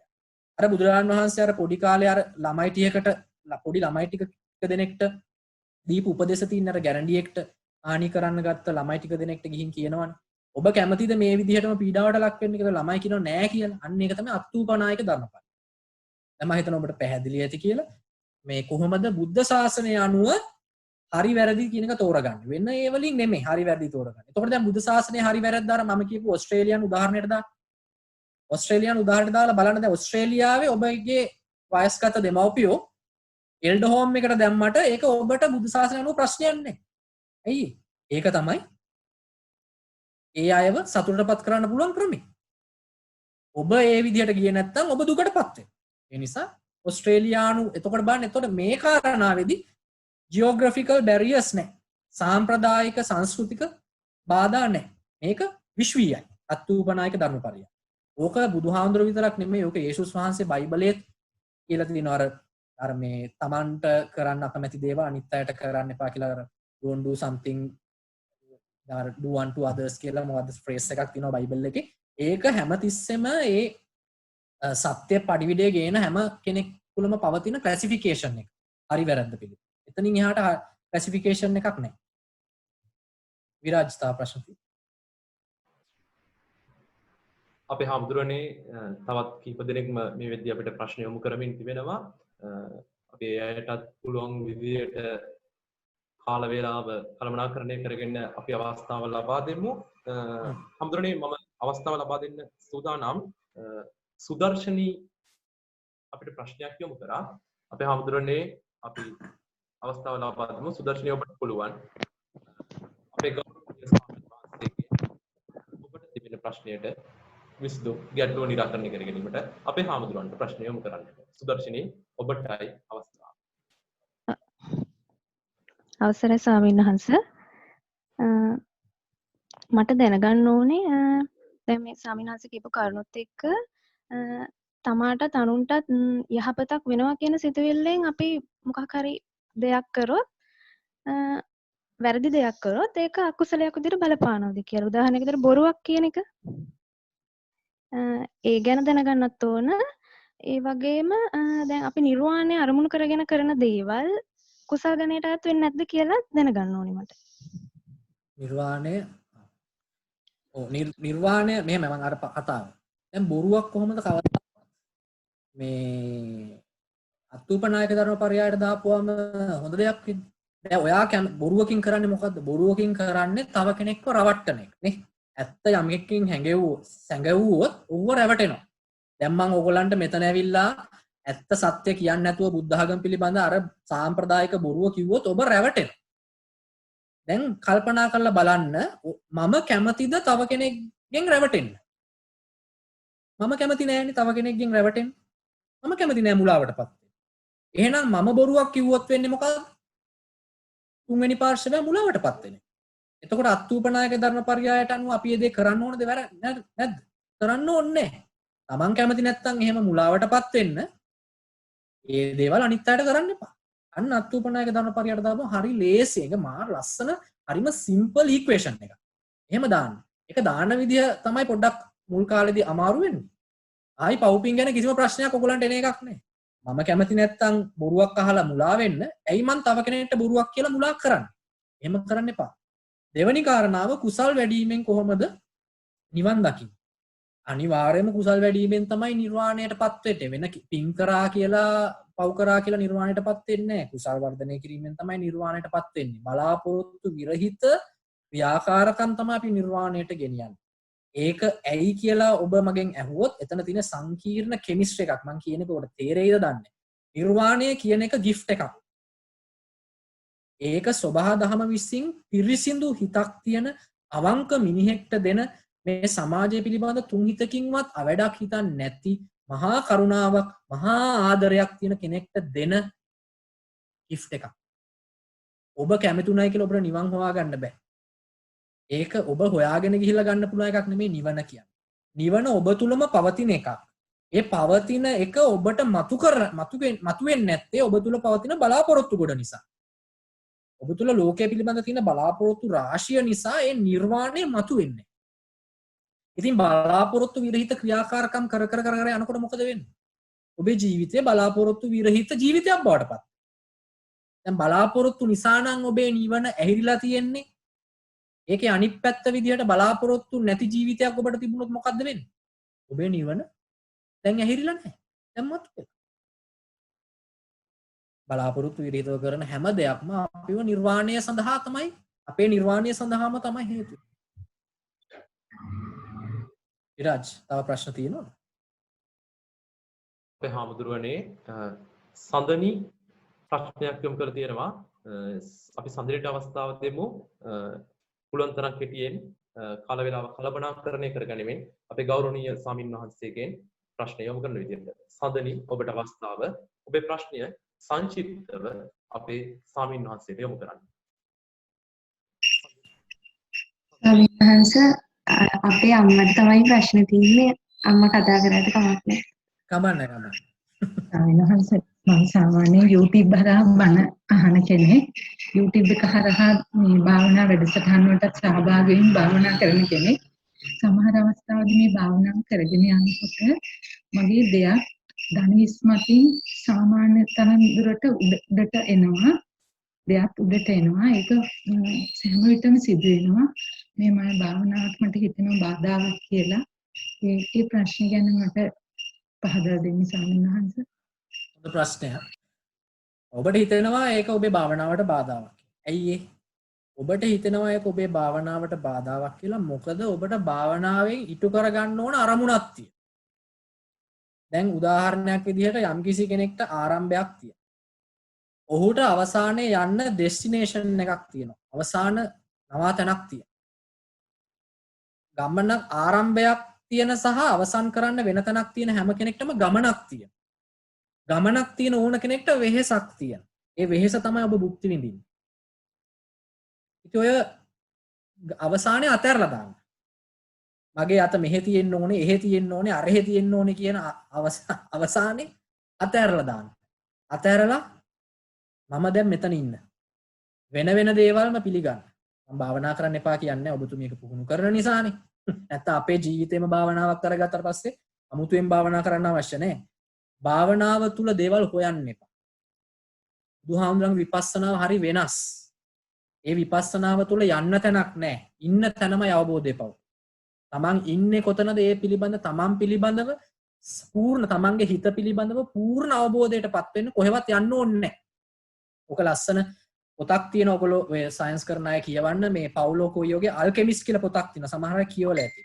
ඒ ඉංග්‍රීසි පොතක් ඒක කියවුවා මේකේ තියෙන මේ තරුණයෙක් එයා යම්කිසි නිදානයක් හොයාගෙන ලෝකේ වටේ යනවා. ඒ කතාව සංක්ෂිප්ත. අවසානයේ නිදානයට හම්බ වෙන්නේ එයාගෙම ගෙදර. අය සම්පූර්ණම නිර්වාණය පිළිබඳ කතාවක්. මිනිස්සු විශ්වාස කරන ඔහු සත්‍ය අවබෝධ කරපු කෙනෙක් කියලා පවුලෝ කොයි අපි ඒක හරියටම දන්නේ නැහැ. නිශ්චිතව කියන්න බෑ. නමුත් ඒ කතාව තුල තියෙන ඒ පොයින්ට් එක හරි. ඒ පොයින්ට් එක හරි. මොකද ඔබ කොහේ යන්න හැදුවත් ලොකු ගමනක් ඒ ගමනක් තුල දකින්න පුළුවන් එකක් නෙමෙයි නිවන. ඒක තමයි අඟුලිමාලට කිව්වේ. මම නැවතී සිටීමේ ඔබත් නවතින්න කියලා. නැවතිලා ඉන්නේ. නැවතුනාමයි නිවන තියෙන්නේ. ඉතින් අත කොහෙද යන්න ඕනේ මේ කකුල කොහෙද යන්න ඕනේ කියන ඒවා හිත ගියා නම් ගියා. අත ඉස්සුනා නම් ඉස්සුන බව දැනගන්න එච්චරයි. ඒක තමයි ඔබේ විදිය. අවදාවත් යන්න ඩෙස්ටිනේෂන් එකක් තියාගෙන භාවනාවට වාඩි වෙන්න එපා. ওই විදිහටම අසහනයටපත් වෙනවා. මම ඕගලන්ට මම කලිනුත් මේ කතාවක් කියනවා මම සමත විපස්සනායේ වෙනස මම පොඩ්ඩක් සංක්ෂිප්තව කියන්නම්. සමත භාවනාව තමයි ඔබ ඔය වඩන්නේ. ඔබ විපස්සනාව කියලා හිතන්නේ. අපිට යම්කිසි මානසික තත්ත්වයක් පවතිනවා ඊට වඩා ඉහළ මානසික තත්ත්වයක් අපේක්ෂාවෙන් අපි යම්කිසි ක්‍රියාකාරකමක් කරනවා නම් ඒ හැම ක්‍රියාකාරකමක්ම සමතේ. එන තමන්ට තියෙන මානසික ස්වභාවයෙන් සතුටු වෙන්නේ නැතුව ඊට වඩා වෙනස් මානසිකත්වයක් ගැන හිතාගෙන ඒක හොයාගෙන යම්කිසි භාවනාවක් වඩනවා. ඒක තමයි සමතේ. ඒක හින්දු. ඒක හින්දුන් කියපු දෙයක්. එහෙම හින්දුන් කියලා තමයි ඒගොල්ලෝ අර ධානය කියලා වැඩුවේ. ඒ ධානය වැඩුවට නිවන් දකින්නේ. චතුර්ථ ධානයට ගියයි කියලා හරි නේව සංඥානා සංඥායතනට ගියයි කියලා නිවන් දකින්නේ. මම මේ කියන්නේ ඒවා වඩලා කියන්නේ බොරුවට නෙමෙයි. ඒවා කරයි කියලා කිසිම නිවනක් දකින්නේ නැහැ. බුදුහාමුදුරුවොත් ආලාර කාලාම්ම ගාව නේව සංඥානා සංඥායතනයටම වඩලා තේරුම් ගත්තා මෙතන නිවන නැහැ කියලා. ඉතින් ඇයි හත් දෙයනේ මේ මෝඩ වැඩේම අපි කරන්නේ? එහෙනම් ඉතින් ආලාර කාලමත් බුදු වෙලා ඉන්න එපා. නේව සංඥානා සංඥායතනයට ගියාම හිත දියුණු අඩු ගන්න සෝවන් හරි වෙලා ඉන්න. එහෙම වෙන්නේ නැහැ. ඒක බොරු කතා. යම්කිසි මානසිකත්වයක් තියාගෙන තව මානසිකත්වයක් හොයාගෙන කරන භාවනා හැමතිස්සෙම සමත. කිසිම සමත භාවනාවකින් සත්‍ය අවබෝධය වෙන්නේ නැහැ. සත්‍ය අවබෝධය වෙන්නේ විපස්සනාව. විපස්සනාව කියන්නේ තමන් ඉන්න වෙලාවේ තියෙන හිත පිළිබඳ අවබෝධයටපත්. තමන්ගේ හිත සම්පූර්ණයෙන් ගවේෂණය කරගන්න. එච්චරම තමයි. දිගටම භාවනාව කරන්න යන්න ඕන තැන අවසාන ඩෙස්ටිනේෂන් එක අතහැරලා. අතහැරියම ඔබට ආරම්භයක් තියෙන විදිහකුත් නැහැ, ගමනක් තියෙන විදිහකුත් නැහැ. ගමනක් නැති නිසා වෙහෙසක් නැහැ. ඔබ නොදන්න වුණාට ඔබ දැන් නිවන් දැකලා ඉන්නේ. ඊය කාලයක් යනකොට තේරෙයි. අපි ස්වාමීන් වහන්සේ අපි විනුරිට අවස්ථාව ලබා දෙමු. ඇයගේ ප්‍රශ්නය යොමු කරන්න විනුරි ඔබට අවස්ථාව තිබෙනවා. අපි ගෞරවනීය ස්වාමීන් වහන්සේගෙන් ඔබේ ප්‍රශ්නය ඉතාමත්ම කෙටියෙන් යොමු කරන විදිහට. විනුරි ඔබට අවස්ථාව. ඉන්වත් ස්වාමීන් වහන්සේ මගේ ප්‍රශ්නය වෙන්නේ අපි අවබෝධයෙන් තෙරුවන් සරණ යන්නේ කොහොමද? මොකද්ද මේ සරණ යනවා කියලා කියන්නේ? ඒ වගේම අපේ සරණ කිලිටි වෙන්නේ කොහොමද? එහෙම නැත්නම් paludu වෙන්නේ කොහොමද කියන කාරණේ. හොඳ ප්‍රශ්නයක්. පිළිතුරු දුන්නාම ලොකු කන්ට්‍රවර්සිස් ගොඩාක් එන නිසා මම ඔයගලන්ට සයන්ටිෆිකලි එක පැහැදිලි කරලා දෙන්න. සරණ යනවා කියන්නේ මෙන්න මෙහෙම කතාවක්. දැන් මේක පුද්ගල සරණ යෑමක්ද? ඒත් ප්‍රශ්නයක් නෑ. යම්කිසි කෙනෙක් ගුරුවරයෙක් පිළිබඳව ඔබට එනවා ශ්‍රද්ධාව. ඒ කියන්නේ ඒ ගුරුවරයා කියන වචන ඔබේ හදවත පසාරු කරගෙන යනවා. නිකන් හරියට අර මේ මල් සරාගෙන් මේ ඊතලයක් වැදුනා වගේ. ඒක ඇත්තටම ලව් එකක්. ආදරයක්. ඒ ගුරුවරයා කියන කතාව ඔබේ කතාව. ඒ විදිහට හිත තේරුම් ගන්න පුළුවන් කියලා ඔබට හැඟෙන්න පටන්. ඒ වෙලාවට ඒ වගේ හිත පසාරු කරන් යන මැසේජ් එකක් දීපු කෙනෙක් පිළිබඳව ඔබ භක්තියෙන් ඉන්නවා. ඔබ ඔහුව විශ්වාස කරනවා. ඒ විශ්වාස කරපුවාම අන්න ඒක තමයි නිර්වාණය සඳහා තියෙන පහසුම මාර්ගය. ඒ නිසා තමයි හැම බුදුවරයෙක්ම කියන්නේ හැම මුනිවරයෙක්ම කියන්නේ මාව විශ්වාස කරන්න මාව සරණ යන්න කියලා. බුදුහාමුදුරුවෝ ඒක හැම ගොඩක් තැන්වල කියලා තියෙනවා. යංකින්චි බුද්ධං සරණං ගතාසේ නතේ ගමිස්සන්ති අපායං. යම්කිසි කෙනෙක් බුදුරජාණන් වහන්සේ සරණ ගියාද ඔහු කවදාවත් අපාගත වෙන්නේ නැහැ කියනවා. ඊළඟට සද්දාය තථාගතස්ස බෝසි. තථාගතයන් වහන්සේගේ අවබෝධය පිළිබඳ විශ්වාස කරන්න. ඒක දෙවනි කතාව. ඊළඟට තව ඔහොම තියෙනවා ගොඩාක් සද්දාය තරති යෝගං ආලවක සූත්‍රයේ තියෙන යම්කිසි යෝගයක් තියෙනවා නම් ඒ යෝගය තරණය වෙන්නේ ශ්‍රද්ධාවෙන්. මේම කතාවක් කියන්නේ නැහැ බුදුහාමුදුරුවෝ මේක ඇත්තටම දෙයක් නැත්තම් ඇත්තටම මෙතන ලොකු සයන්ස් එකක් තියෙනවා. මටත් තිබුණා ලොකු ප්‍රශ්නයක්. කොහොමද මේ කාවාරි සරණ ගියාම අපි අවබෝධයටපත් වෙන්නේ?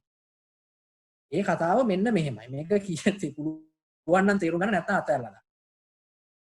ඇත්තටම නිර්වාණයේදී සිද්ධ වෙන්නේ අපි සංකල්ප වලින් ලබන විමුක්තියක්. සංකල්ප වලින් මුක්ත වීම.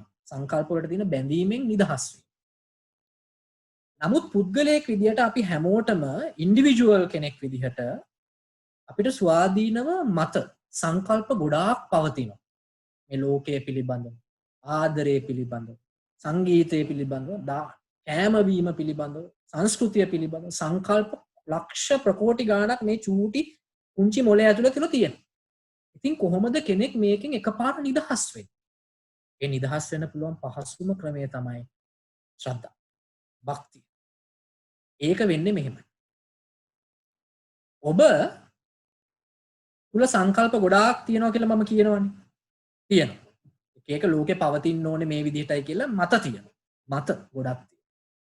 ඉතින් ඔබ විශ්වාස කරනවා පුද්ගලයෙක් මෙයා සත්‍ය අවබෝධ කරලා තියෙන්නේ ඔහු සියලු මත වලින් නිදහස් වෙච්ච සම්මාදිට්ඨිය පරිපූර්ණ කරපු කෙනෙක් කියලා. ඔබ විශ්වාස කරනවා. හොඳටම විශ්වාස කරනවා. ඔබ ඔහුව විශ්වාස කරලා ඔහු තුල ඔබ කිඳා බහිනවා. ඒ කියන්නේ හරියට ඔහු විෂ්ණු නම් ඔහු ලක්ෂ්මි. ඔහු ක්‍රිෂ්ණ නම් ඔබ රාධා. ඔහු ඊළඟට ඔය තියෙන රාම නම් ඔබ සීතා. ඔබ ඒ තරම් භක්තියක්. ඔහු සිද්ධාර්ථ නම් ඔබ යශෝදරා. ඒ තරම් භක්තියක්, ඒ තරම් ප්‍රේමයක් පවතී. මම මේ කියන්නේ මේක ගෑනු පිරිමි වෙන්න අවශ්‍ය නැහැ. ඕනම් පිරිමි කෙනෙක්ටත් ඒ ශ්‍රද්ධාව හැමම තියාගන්න පුළුවන්. එතකොට දැන් මොකද වෙන්නේ? ඔබ එතකොට රූකඩයක් බවට පත්. අපිට හොඳටම ආදරය කරන කෙල්ලෙක් කිව්වොත් ඔය කොල්ලෝ සිගරට් බොන එක උනා නවත්තලා දාන්න. ඊට පස්සේ යාළුවන්ගෙන් බයිට් වෙන්න පටන්. දැන් මූ ඉස්සර වගේ නෙමෙයි කෙල්ල වෙනස් කරලා. මොකද ආදරයට කරන්න පුළුවන් දේවල්. ඉතින් මේ වගේ මහා පරම සත්‍යයක් අවබෝධ කරගෙන කෙනෙක්ට එනවා මහා විශාල භක්තියක්. ඒ භක්තිය නිසා ඔබ රූකඩයක් බවට පත් වෙනවා. දැන් ඔබව පාලනය වෙන්නේ ඔබේ සංකල්ප වලින් නෙමෙයි. ඔබව පාලනය වෙන්නේ තව කෙනෙක්ගේ සංකල්ප වලින්. මම කියන එක තේරෙනවා? ඔබව පාලනය වෙන්නේ දැන් සත්‍ය අවබෝධ කරපු මුනිවරයාගේ සංකල්ප වලින්. දැන් මාර වැඩේනේ. මුනිවරයාගේ ඔළුවේ සංකල්ප නැහැ. දැන් ඔබව පාලනය වෙන්න සංකල්ප තියෙයිද? ඔබව පාලනය වෙන්න සංකල්ප නැහැ. ඇයි ඔබේ භක්තිය ඉදිරියේදී ඔබේ සංකල්ප ඔක්කොම පැත්තක දාලා ඔහුගේ සංකල්ප වලට යටත් වුණා. නමුත් යටත් වෙච්ච මනුස්සයට සංකල්ප නැහැ. දැන් ඔබ පාවිච්චි වෙනවා සංකල්පයක් නැතුව. ඔබ දැන් ඉන්නේ නිර්වාණය තුල. ඔබ දැන් නිර්වාණයට බැහැලා ඉවරයි. අන්න ඔහොමයි ශ්‍රද්ධාව ඔබව නිර්වාණය කරා ගෙනියන්නේ. නමුත් මෙතන ලොකු රිස්ක් එකක් තියෙනවා. මොකද මේ ලෝකේ සත්‍ය අවබෝධ වුණායි කියලා බහුතරයක් ඉන්නේ බොරුකාරයෝ. උන්ගේ ඔළුවේ සංකල්ප වලින් නිදහස් වෙලා නැහැ. තේරෙනවද? සංකල්ප වලින් නිදහස් වෙලා නැහැ. එතකොට මේක ඇත්තටම ජීවමාන කෙනෙක්ට කරන්න ඕන දෙයක්. මේක පිළිම වලට කරලා වැඩක් නැහැ. ජීවමාන කෙනෙක්ට කරන්න ඕන දෙයක්. දැන් සංකල්ප වලට නිදහස් වෙලා නැති කෙනෙක් පිළිබඳවත් ඔබට ඔහොම ඔබේ යම්කිසි මෝඩකමකට ශ්‍රද්ධාවක් ඇති වෙනවා. දැන් ඔහු ඔබේ සංකල්ප ඔබ අතෑරියට දැන් ඔහුගේ සංකල්ප ටික ඉතිරි වෙලා නැති ඉන්නේ ඔහුගේ ඔළුවේ. ඔහු විමුක්තියටපත් වෙලා නැහැ. දැන් ඔබ නිවන් දැකලා නැහැ. අන්න ඒකයි රිස්ක් එක. ශ්‍රද්ධාවේ රිස්ක් එකක් තියෙනවා. නමුත් ලොකු ඉන්වෙස්ට්මන්ට් එකක්. ඒක නිකන් ජැක්පොට් එකක් වගේ. මං කියන්නේ සූදුවක් වගේ. සමහර විට ෆ්‍රී chance එක ෆ්‍රී ටිකට් එකක් හම්බ වෙනවා මේ නිර්වාණයට. බොහෝ විට හැබැයි මේ අහුවෙන්නේ. අන්න ඕකයි සරණ යනවා කියන්නේ. මම ඔයගලන්ට තේරෙන්න ලස්සන්ට විද්‍යාත්මකව පැහැදිලි කරනවා. සංකල්ප වලින් පිරිච්ච මනසක් ඔහුගේ සංකල්ප අතහැරලා වෙන කෙනෙක් මත යැපෙනවා. යැපෙන කෙනාට සංකල්ප නැහැ. ඔහු මුනිවරයෙක්. එතකොට ඔබත් සංකල්ප වලින් නිදහස් වෙච්ච මනසක් නොමිලේ හිමි කරගන්න කෙනෙක්. හොඳයි. මම හිතනවා ඒක ඇති. තව ප්‍රශ්න තියෙනවා? අපි මේ දහම් සාකච්ඡාවේ අවසාන භාගයට ක්‍රමයෙන් ලං වෙලා තියෙන්නේ. මේ හාමුදුරනේ අපි ප්‍රණීත් ඉන්නවා මේ දහම් සාකච්ඡාවේ තවත් ප්‍රශ්නයක් යොමු කරන්න. අපි ප්‍රණීත් අවස්ථාව ලබා දෙමු. අපි ඉන්නතුරු අපි දහම් සාකච්ඡාව අවසාන භාගයට ළඟා වෙමු. ප්‍රණීත් ඔබට අවස්ථාව අපේ ගෞරවනීය ස්වාමීන් වහන්සේට ප්‍රශ්න යොමු කරන්න. ප්‍රණීත් ඔබටයි අවස්ථාව. අවසරයි අපේ හාමුදුරනේ. ආම්ලෙන් දැන් එච්චරලා අපි ධර්ම කරුණු ගැන සාකච්ඡා කරේ. මම පොඩ්ඩක් ඊට පරිබාහිර ප්‍රශ්නයක් වගේ අහන්නේ. අපි හාමුදුරනේ දැන් පොඩි කාලෙම ඉගෙන ගන්නවා. විශ්වවිද්‍යාලයට ඇවිල්ලත් අපි ඉගෙන ගන්නවා. يعني අපි මේ හීනයක් පස්සේ දුවන වගේ හාමුදුරනේ. ඔය යන්න අතරේ අපිට නොදැනුවත්වම අපේ ජීවිතේ ගොඩක් දේවල් මග හැරිලා මම දකින්න විදියට. මගේ යාළුවෝ දැකලා තියෙනවා. ඉතින් හාමුදුරනේ මට අහන්න තියෙන ප්‍රශ්නේ අපි විශ්වවිද්‍යාල ශිෂ්‍ය විදියට ඉගෙන ගනිමින් ජීවිතේ ඉදිරියට යන ගමන් කොහොමද අපේ ජීවිතේ විඳින්නේ?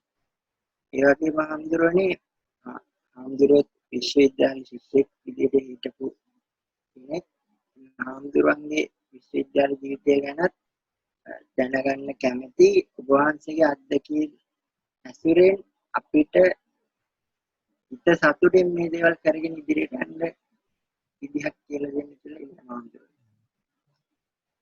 ඔව් මේ මගේ විශ්වවිද්‍යාල අතකින් කිව්වොත් නම් මේ මගේ ඩිග්‍රියත් කැන්සල් කරන්න ඉඩ තියෙනවා. ඒ නිසා මේ ඒක මම පොඩ්ඩක් පෙරලා කියන්න. මේ දැන් අර ඔබ අහපු ප්‍රශ්නේ පළවෙනි කොටස ඉතාමත් හොඳයි. ඔබ ඇහුවා මේ හීනයක් වගේ කියලා. මේක හීනයක් වගේ නෙමෙයි මේක හීනයක් තමයි. ඇයි හීනයක් වෙන්නේ? මම අර කිව්වේ මේ ආයතන හයෙන් ගන්න දේවල් බයොලොජිකල් බැරියර් එකකුයි ෆිසිකල් බැරියර් එකකුයි ඉන්නවා කියලා. එතකොට ඔබ කොහිතන් හිටියට ඔබ පොළවේ පය ගහලා ඉන්නවා කියලා ඔබ ඇත්තටම දන්නේ නැහැ පය ගහලා ඉන්නේ පොළවේද කියලා. ඔබ දන්නේ නැහැ ඔබ ඇත්තටම පය ගහලා ඉන්නේ පොළවේද කියලා. ඒ පොළව කියන සංකල්පය ඔබේ මනස විසින් ගෙනාවා දැන් ඔබ පොළවේ පය ගහලා සිටී කියලා. ඇත්තටම පය ගහලා ඉන්නේ පොළවේද අහසේද කියලා ඔබ දන්නේ නැහැ. දැන් මිනිස්සු උඩ බලාගෙන මෙහෙම දෙයයන්ට කියලා මෙහෙම වඳිනවා. දැන් උඩ කියන්නේ කොහොමද උඩ කියලා දැන් පල්ලෙහා අර ආක්ටික් නේ ආක්ටික් ඇන්ටාර්ක්ටික් වල ඉන්න මිනිස්සුන්ට උඩ ඕක නෙමෙයිනේ. මේ සංකල්ප ගොඩක් තමයි. මේ මුළු ලෝකෙම අපි පර්යේෂණය කරන්නේ අපි ගවේෂණය කරන්නේ අපි විමර්ශනය කරන්නේ අපේ සංකල්ප ගොඩකින් නම් මේක කොහොමද ඇත්තක් වෙන්නේ? අපි රැයට හීන දැකලා කරන්නේත් ඒකමනේ. අපේ සිතුවිලි ගොඩකින් අපි හිතන් ඉන්නවා අපි දැන් දුවනවා බය වෙනවා හීන වලින් දැකලා තියෙනවානේ දුවනවා පෙම් කරනවා පෙම් කෙලිනවා පීනනවා මූත්‍රා කරනවා ඔය වෙනවනේ. ඔය ඔක්කොම වෙන්නේ හීනෙන්නේ. ඉතින් ඕකම තමයි දැනුත් වෙන්නේ. ඔබ හිතන් හිටියට ඔබ නැගිටලා කියලා ඔබ නැගිටලා නැහැ.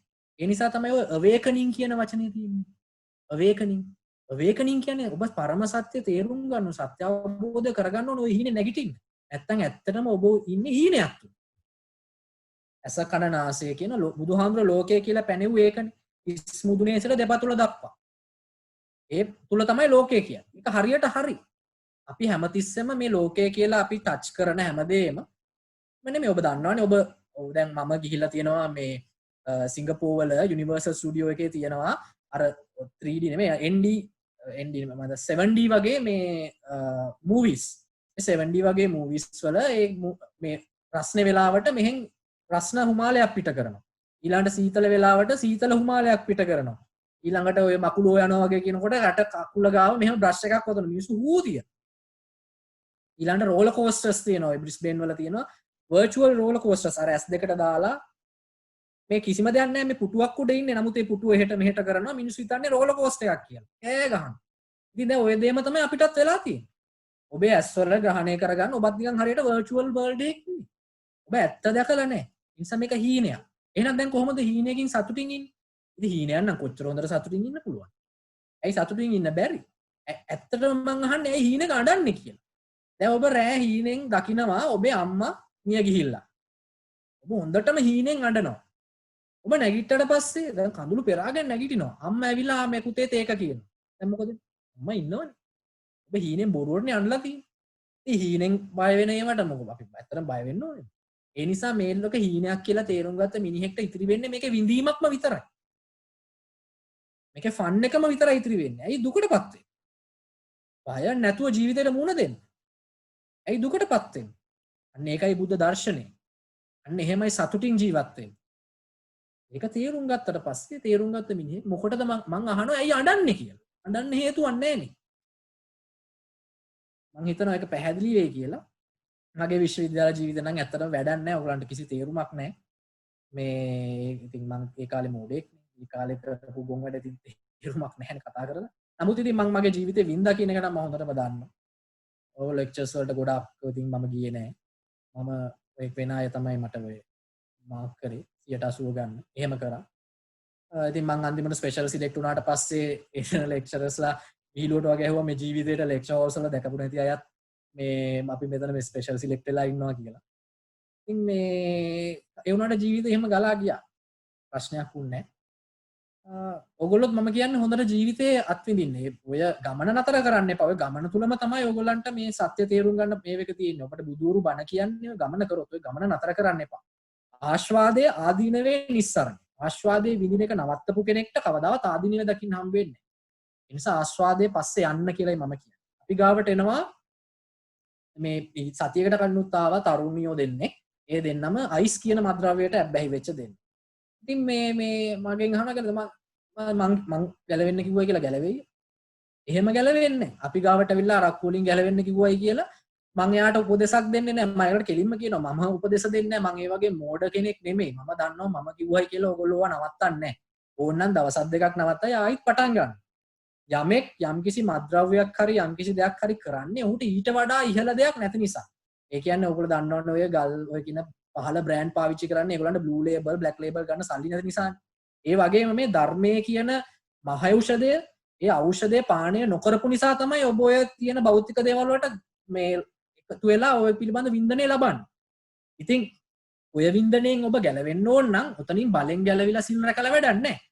ඔබ ධර්මයේ තේරුම් ගන්න ඕනේ. ඒ ධර්මයේ තේරුම් ගත්තට පස්සේ ඔබට මත්ද්‍රව්‍ය ගන්නවත් ඔය ලෞකික දේවල් පස්සේ යන්නවත් තියෙන ඒ අර මං කියන්නේ අර ඒ වමනාව නැති වෙලා යනවා. එහෙමයි හරියටම සිල් රැකෙන්නේ. ප්‍රඥාව පහළ වුණාම සිල් එන්නේ එහෙමයි. ප්‍රඥාව පහළ වෙච්ච කෙනාට ඒ තියෙන වමනාව නැති වෙනවා. මත්ද්‍රව්‍ය පාවිච්චියට හරි සෙක්ස් වලට හරි ඒ තියෙන දැඩි වමනාවෙන් ඔහු මිදෙනවා. අන්න ඒකයි බුද්ධ ධර්මයේ කියන සීලය. මම කියන්නේ ඔහුට ඊට පස්සේ මම කියන්නේ ඔහුට ඊට පස්සේ සෙක්ස් කරන්න බෑ ඔහු ඉම්පෝටන්ට් වෙනවා කියලා. එහෙම නෙමෙයි.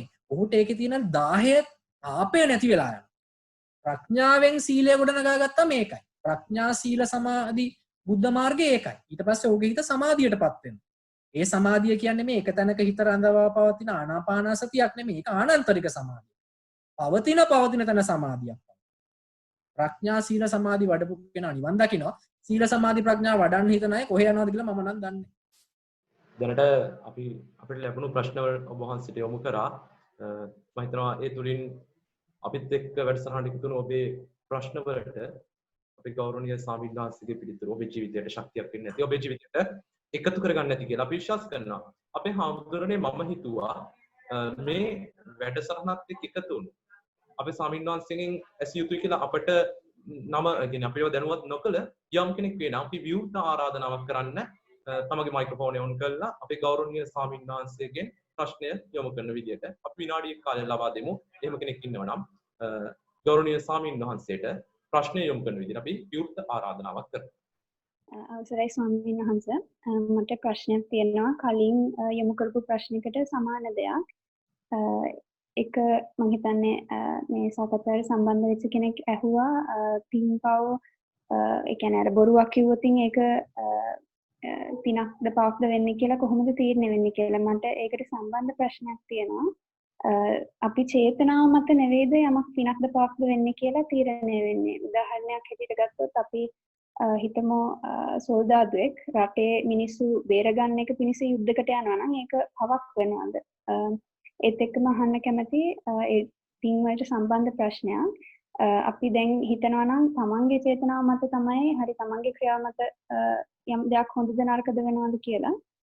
එතකොට අපි යමක් පිනක් කියලා හිතලා කරලා ඒක කාට හරි අනුමෝදන් කරන එකේ ප්‍රයෝජනයක් තියෙනවද කියලා. දැන් මම අර අතනදී අත්ූපනායක ධර්මපරයය කියන එකෙන් සාකච්ඡා කරේ. මම ඔයගොල්ලන්ට කිව්ව පින්පව් කියන එක සාම්ප්‍රදායිකව මේ යනවා කියලා. බුදුහාමුදුරුවෝ කියලා තියෙන චේතනාව මත පින්පව් තීරණය කියනවා නෙමෙයි. චේතනාහම්බිකවේ කම්මං වදාන. චේතනාවෙන් කර්මය කියන එක තීරණය වෙනවා. පින්පව් කියන එක සාම්ප්‍රදායිකයි. නමුත් ඔබ කියන කතාව හරි. චේතනාව එතන අදාළ වෙනවා.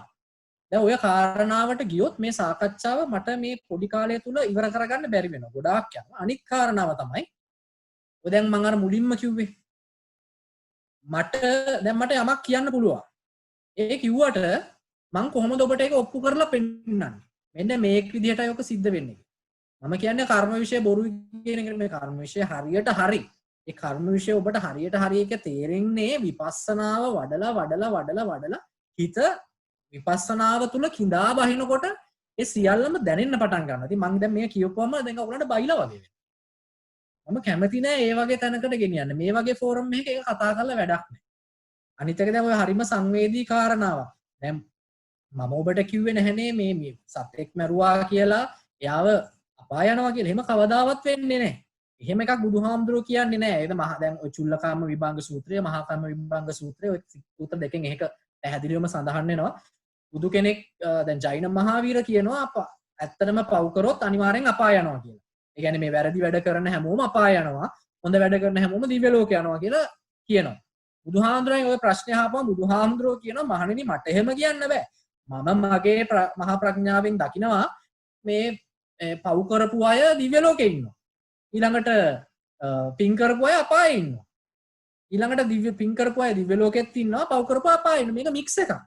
බුදුහාමුදුරුවෝ කියන එහෙනම් මං කොහොමද කියන්නේ පව් කරපමණින් අපාය යනවා කියලා. එහෙම එකක් නෑ. අනිත් එක තමයි බුද්ධ ශාසනය තුළ බුදුහාමුදුරුවෝ විග්‍රහ කරන මේ දිව්‍ය ලෝකයේ අපාය කියන්නේ මරණින් මතු යන එකක් නෙමෙයි. ඒක මේ ජීවිතය තුළම වෙන දෙයක්. ලස්සන සෙන් කතාවක් තියෙනවා. ඒ සෙන් කතාවේ තියෙන්නේ ඉතාමත් සමුරායි කෙනෙක් ජපානයේ. කියන්නේ දන්න සමුරායිලා ඒගොල්ලෝ රාජකීය ලොක්කෝ ආමි එකේ. එයා ඇවිල්ලා මේ එයාට තියෙන්නේ නැති ඔය වගේ ප්‍රශ්න මිනි මරලා අපාය යනවාද කියලා. එයා කෙලින්ම සෙන් ගුරුතුමාගෙන් ඇවිල්ලා අහනවා මට කියන්න පැහැදිලිව අපායක් තියනවද දිව්‍ය ලෝකයක් තියනවද මට කියන්නේ. එතකොට අර ගුරුවරයා නේ ඔලොක්කුවට වගේ hina වෙලාගෙන බලනවා තමුසේගේ හැටි මේ කෙට්ටු අඩි 5ක් උස නැහැ කිසිම මේ ප්‍රසන්න බවක් නැහැ මහා දුර්වර්ණ මේ නෝන්ජල් මිනිහෙක් ඔහේ වගේ එකෙක්ට කවුද සමුරායි කරේ කියලා මට හිතා ගන්න බෑ කියලා. එතකොට දැන් මේ සමුරායිවරයාට හරිම කේන්ති යනවා. ඔහු ඉතාමත් ප්‍රබල පාලකෙක්. ඔහු ගන්නවා තමගේ කඩුව මෙහෙම කොප්පෙන් මෙහෙම ඇදලා ගන්න හදනවා. එතකොට සෙන් ගුරුවරයා කියනවා අන්න උඹට අපායේ දොර ඇරුණා කියලා. ඊට පස්සේ එයාට ඒක තේරෙනවා. එයා කඩුව මෙහෙම ආයෙත් ඇතුළට දා ගන්නවා සංසුන් වෙනවා. එතකොට සෙන් ගුරුවරයා අන්න දිව්‍ය ලෝකේ දොර ඇරුණා. එතකොට මොකද්ද මේ අපායයි දිව්‍ය ලෝකේ කියලා මේ දර්ශනය තුල සාකච්ඡා වෙන්නේ. මේ දර්ශනය තුල සාකච්ඡා වෙන්නේ මේ ඔය උපාසකම්බලට කියන සාදු සාදු කියන මේ දිව්‍ය ලෝකෙවත් අටු ඉඹුලවත් නෙමෙයි. මේ කතා කරන්නේ මේ හිත පිච්චෙන එක සහ හිත සිසිල් වෙන එක. මේ කතා කරන්නේ හිතේ දාහය සහ හිතේ දාහය නැති වෙන එක. ඒ පරිත්‍යාගශීලී මනසකට යනකොට හිත දිව්‍ය ලෝකයක් බවට පත් වෙනවා. ඊළඟට හිත ගිනි ගන්නකොට හිත මේ අපායක් බවට පත් වෙනවා. එතකොට දැන් මගෙන් අහන්න එපා සොල්දාදුවෙක් ඇවිල්ලා වෙඩි තියනකොට මෙයා යන්නේ දිව්‍ය ලෝකේද අපායද කියලා. ඒක සොල්දාදුවගෙන් අහන්න ඕනේ. එයා කරනකොට එයාගේ හිත ගිනි ගත්තද ඒක? එහෙම නැත්නම් හිත සංසුන් වුණාද? ඒක පුද්ගල කාරණාවක්. ඒක අපි දෙන්නට මෙතන ඉඳන් කෝපි බිබී කතා කරන්න පුළුවන් දෙයක් නෙමෙයි. ඔබ යම් කිසි ක්‍රියාවක් කරන වෙලාවක ඔබේ ගත දැවෙනවා නම් ඔබ ඉන්නේ අපායේ. මම දන්නේ වෙලා තියෙද කියලා ලස්සන කතාවක් තියෙනවා ඕකට මේ Hindu සාහිත්‍යයේ. Hindu සාහිත්‍යයේ තියෙනවා ඔබ දන්නවනේ මහාභාරතයේ සහෝදරයෝ 5 දෙනෙක් තමයි යුද්ධ කරලා අන්තිමට ක්‍රිෂ්ණ වෙනුවෙන් ධර්මයේ ජයගෙන වුන් පාලනය කර. සහෝදරයෝ 5 දෙනාම ඊට පස්සේ අවසාන කාලේ සත්‍ය සොයාගෙන යනවා. සත්‍ය සොයාගෙන ගියාට 4 දෙනෙක්ම මේ මගදී මගෙන් වැටිලා යුධිෂ්ඨිර කියන ජේෂ්ඨ ප්‍රඥාවන්ත කෙනා විතරක් දිව්‍ය ලෝකයට ප්‍රවිෂ්ඨ වෙනවා. අපේ ওই නිර්වාණය වගේ Hindu ආගමේ ස්වර්ගය කියන්නේ ඒගොල්ලන්ගේ පරම විමුක්තිය. ඒ ස්වර්ගයට ගියාම එයාට ඉන්ද්‍ර හම්බ වෙනවා. ඉන්ද්‍රගේ සභාවෙන් ආසනයක් හම්බ වෙනවා. එයා බලනවා එයාගේ සහෝදරයෝ ඉන්නවද කියලා. සහෝදරයෝ එකෙක්වත් නැහැ ඉන්ද්‍රගේ සභාවේ. නමුත් ඔහුත් සමග යුද්ධ කරපු දුර්යෝධන. ඒ කියන්නේ දුෂ්ට පාලකයා මෙන්න ඉන්නවා ලස්සන්ට ඉන්ද්‍රගේ සභාවේ. එතකොට මේ යුධිෂ්ඨිරට කේන්ති යනවා. කේන්ති ගිහලා ඉන්ද්‍රගෙන් අහනවා මේක මහා අසාධාරණයක්. අපි තමයි ක්‍රිෂ්ණ වෙනුවෙන් විෂ්ණුගේ අවතාරය වෙනුවෙන් යුද්ධ කරේ පල්ලෙහා. මගේ සහෝදරයෝ එකෙක්වත් මෙතන නැහැ. අපිත් ඔය ධර්මයට විරුද්ධ වෙච්ච මේ දුර්යෝධන මෙන්න ඉන්නවා ඉන්ද්‍රගේ සභාවේ. මගේ සහෝදරයෝ කෝ කියලා අහනවා. මගේ මේ බිරිඳ කෝ කියලා අහනවා. එතකොට ඉන්ද්‍ර කියන උන් අපායේ කියලා. එතකොට කේන්ති යන හොඳටම කේන්ති යනවා. කේන්ති කියන නෑ මට උන්ව බලන්න ඕනේ මේක වෙන්න බෑ මහා අසාධාරණයක්. එනගෙන ආයෙනම් ඔබ මම ගෙනියන්නම් අපායට කියලා. කියලා ඌව අපායට ගෙනියනවා සහෝදරයෝ පෙන්නන්න. සහෝදරයෝ පෙන්නනකොට උඩ ඇහෙනවා ඔහුගේ බිරිඳ කෑ ගහනවා ගිනි දැල් වලින් පිච්චෙනවා. ඔහුගේ සහෝදරයෝ කෑ ගහනවා මේ ගින්දර වලින් පිච්චෙනවා. භීම, ඔය අර්ජුන ඔබ අහලා ඇති මහාභාරතයේ කියවලා තිනවා නම් කියවන්න. ඔවුන් සියලු දෙනාම අපායේ දැවෙනවා.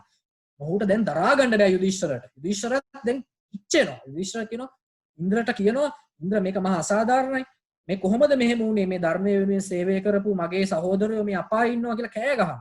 එතකොට ඉන්ද්‍ර කියනවා ඉන්ද්‍ර දැන් මේ යුධිෂ්ඨිර උඹ දැන් වද වෙන්න ඕනේ උඹේ බිරිඳවත් උඹේ සහෝදරයෝ 4 දෙනාවත් අපායේ ඉන්න එක ගැන නෙමෙයි.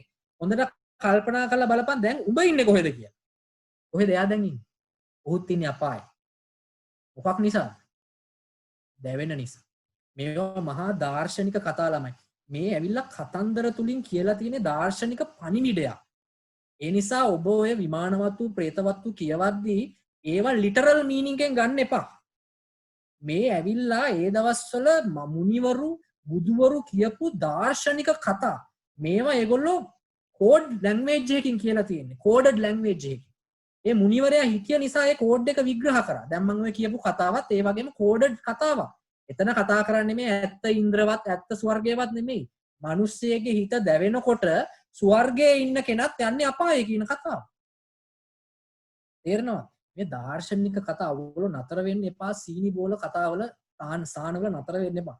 මේක හරි ලස්සනයි. මේක හරි ගැඹුරුයි. මේක හරි දාර්ශනිකයි විචිත්‍රයි. ඒ ධර්ම සාකච්ඡාවට එකතු වෙන්න. මම දන්නවා මේක ඔයගොල්ලෝ ජීවිතේ සමහර අය පළවෙනි වතාවට අහනවා ඇත්තේ. ඉතින් කරන්න දෙයක් නැහැ. පළවෙනි පාර හරි පටන් ගන්න. ඒ හාමුදුරනේ අපි දහම් සාකච්ඡාවේ අවසාන භාගයට ළඟා වුණා. අපේ ස්වාමීන් වහන්සේ ප්‍රශ්න රාශියකට උත්තර දුන්නා. කාල වේලාව ඉක්ම වෙලා ගියා. අපි නොහිතු විදියට අපේ හාමුදුරනේ අපි දැක්කා මේ සාකච්ඡාව පුරාවට ඔබ වහන්සේ වෙත යොමු කළ ප්‍රශ්න අපේ යහළුවන් මිතුරන් ඔබ වහන්සේ වෙත යොමු කළ ප්‍රශ්න දිහා බැලුවම කොයිතරම් නම් ප්‍රශ්න හිතවල ඔවුන් තියාගෙන ඉන්නේ. අද දවසේ පොසොන්පුර පසළොස්වක බොහෝ දවසේ ඔබ වහන්සේ අපි වෙනුවෙන් මාර්ගගත ක්‍රමයට මේ විදියට එකතු වෙලා අපේ ප්‍රශ්නවලට යාකාරයෙන් විසඳුම් ලබා දීම පිළිබඳව කොළඹ විශ්වවිද්‍යාලීය විද්‍යාපීඨයේ බෞද්ධ සංගමයේ වෙනුවෙන් ඔබ වහන්සේට අපි නැවත වරක් নমස්කාර පූර්වක ප්‍රණාමය පුද කරනවා. මමත් අවසාන වශයෙන් කියන්න විරාජ් මේ මිනිත්තුවක් දෙන්න. මම ඇත්තටම සතුටුයි. මම බලාපොරොත්තු වෙන්නේ නැහැ මේ වගේ සාකච්ඡාවක් වෙයි කියලා. මං හිතුවේ ගොඩ දෙනෙක් කට පියාගෙන ඉඳී කියලා. නමුත් ඇත්තටම ඔයගොල්ලෝ ගොඩාක් හොඳයි. ඔය විදිහටම තමයි මේ ලෝකේ ප්‍රශ්න කරන්නේ. කිසිම කෙනෙක්ට කුටුවල වාඩි වෙලා කැරකි බයිලා ගහන්න දෙන්න එපා.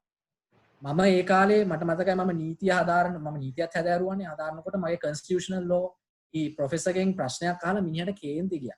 කේන්ති ගිහිල්ලා මිනිහව ඔහෙට ප්‍රශ්න කරන්න ඕන නම් ප්‍රශ්න කරමු, තියරි කරන්න ඕන නම් තියරි කරමු කියලා. ඒ වෙලාවේ හොඳ වෙලාවට මගේ යාළුවෝ මුළු පන්තියම නැගිටලා කිව්වා එහෙනම් ප්‍රශ්න කරමු කියලා. අරයා හිර වුණා. කන්ස්ටිටියුෂනල් ලෝ ප්‍රොෆෙසර් කෙනෙක්. මම යුනිවර්සිටි එක කියන්නේ නැහැ. ඒතර අහු වෙනවනේ කවුද කියලා. අන්න මේ ඇයි මේ මිනිස්සු බය? ඇයි මේ ළමයි ප්‍රශ්න කරන්න බය? ඕගොල්ලන්ගේ ලෙක්චර් එකකට ගිහිල්ලා කිසිම ලෙක්චරර් කෙනෙක්ට ඒගොල්ලන්ගේ බයිලා ඔය ස්ක්‍රීන් වල අතහැරලා PowerPoint වල අතහැරලා යන්න දෙන්න එපා. ගොඩක් ඒවා outdated. ඕගොල්ලන් ප්‍රශ්න කරන්න. කලින් පොඩ්ඩක් Google search කරා නම් ඕන තරම් ප්‍රශ්න හොයාගන්න පුළුවන්. ප්‍රශ්න කරලා දාන්න. මම කිව්වේ මාව අඹරන්න. මාව ඔතන්න. අර මකුළුවෙක් වගේ. මට දල විදින්න. මගෙන් ගන්න පුළුවන් දෙයක් ගන්න. මම බය නැහැ. ඇයි බය නැත්තේ? මම මෙතන ඇවිල්ලා පාච්චල්ලුනොත් මම නිවන් දකින්න. මම ඒක දන්න. මගේ මමත්වයේ කැඩෙනවා. කැඩ වුණාම මම මගේ විමුක්තිය කරා මම ගමන් කරනවා. ඔයගොල්ලන්ට කමක් නැහැ අරයා විමුක්තියට නැද්ද කියලා ප්‍රශ්න කරා. මේ ලංකාවේ ජාතියම මහා නිද්‍රාවක ඉන්නේ. ඒ නිද්‍රාව ආරම්භ කරන ප්‍රධාන තැනක් තමයි විශ්වවිද්‍යාල කියන්නේ.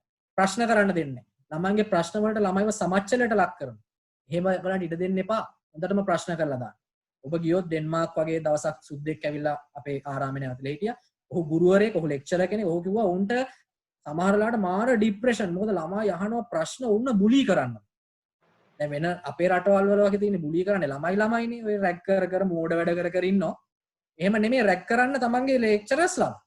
ඒ ඩෙන්මාර්ක් ඒ ප්‍රොෆෙසර් මේ ලෙක්චරර් ඇවිල්ලා මට කිව්වා මාර ප්‍රශ්නයක් ළමයි මාර ඇඩ්වාන්ස් අපිව බුලී කරන්නම ප්‍රශ්න අහනවා. මං කියන්නේ ඒක හොඳයි කියලා. මං කියන්නේ ඒක කරන්න. මේ ලංකාව පිබිදෙයි. ඕගොල්ලෝ විද්‍යාර්ථීන් විදිහට ඒක කරන්න ඕනේ. ප්‍රශ්න කරන්න. කිසිම හාමුදුරු කෙනෙක්ට බොරුවට ඇවිල්ලා පුටුවල වාඩි වෙලා බණ කියන්න දෙන්න එපා. පළවෙනි එකෙන්ම ප්‍රශ්නකින් අරන් කතා කරන්න. නවත්තන්න. මේ විප්ලවය කරලා මේ රට නැගිට්ටවා. ඒ රට නැගිටිනවා. මේ දාර්ශනික පුබිදීමක් එක්ක අනිවාර්යයෙන්ම ජාතිය නැගිටිනවා. ෆ්‍රැන්සිස් බේකන්ගේ ඒ දාර්ශනික විප්ලවය නිසා තමයි යුරෝපේ නැගිට්ටේ. අද බලන්න යුරෝපයේ තියෙන තැන අපි ඉන්න තැන බලන්න. ඇයි එහෙම වුනේ? අපේ රටේ දාර්ශනික විප්ලවයක් වුණේ නැහැ. අවුරුදු 2000කට වෙලා නැහැ. මහින්දාගමනෙන් ආරම්භ වෙච්ච දාර්ශනික විප්ලවය ඇරෙන්න එතනින් එහාට එකක් වුණේ නැහැ. ඉතින් මම ඔයගලට ආරාධනා කරනවා ප්‍රශ්න කරලා ඒ සාකච්ඡාව ඉස්සරහට ගෙනියන්න. බුද්ධ ආගම හරිම ලස්සන දෙයක්. ඒ බෞද්ධ දර්ශනය හරිම ලස්සන දෙයක්. පිළිගන්න නොපිළිගන්න කියන්න එපා. මධ්‍යස්ථව අහලා බලන්න. දැන් මම මේ කියපු කාරණාවලටත් නිගමන වලට එන්න එපා. මොකද ඕගොල්ලෝ හිතන් හිටියට මම මේ කිව්වේ මහා ලොකු දේවල් කියලා. මම දන්නවා මම මේ කිව්ව ඔක්කොම පට්ටපල් බොරු කියලා. ඒ කතාව ඔයගලන්ට පස්සේ තේරෙයි. මම මේ කියපු හැම වචනයක්ම පට්ටපල් බොරු. මට අවශ්‍ය වෙන්නේ ඔයගොල්ලෝ මධ්‍යස්ථ කරන්න විතරයි. සත්‍ය මට ඔයගලන්ට කියන්න බෑ. නමුත් ඕගොල්ලන්ගේ තරාදිය බැලන්ස් කරන්න මට පුළුවන්. මම කරේ එච්චරයි. ඒ තරාදිය බැලන්ස් කරන්න අනිත් පැත්තට මම දාලා තියෙන්නේ පට්ටපල් බොරු ගොඩ. එහෙනම් තෙරුවන් සරණයි සීල දෙනාටම මාව සම්බන්ධ කරගන්න අවශ්‍ය නම් සංවිධායකයන්ගෙන් මේ මගේ Facebook ගිණුම ඉල්ලගන්න. මේ සම්බන්ධ වෙන්න කැමති කෙනෙක් අපිත් එක්ක සම්බන්ධ වෙන්න. මේ විපස්සනා මාර්ගය තවදුරටත් පැහැදිලි කරලා දෙන්න අපි සූදානම්. ඉක්මනින් සමෝ ඡායාරූපය ලබා ගන්න ඔබේ සහයෝගය ලබා දෙන්නේ බොහොම ගෞරවයෙන් ඉල්ලනවා.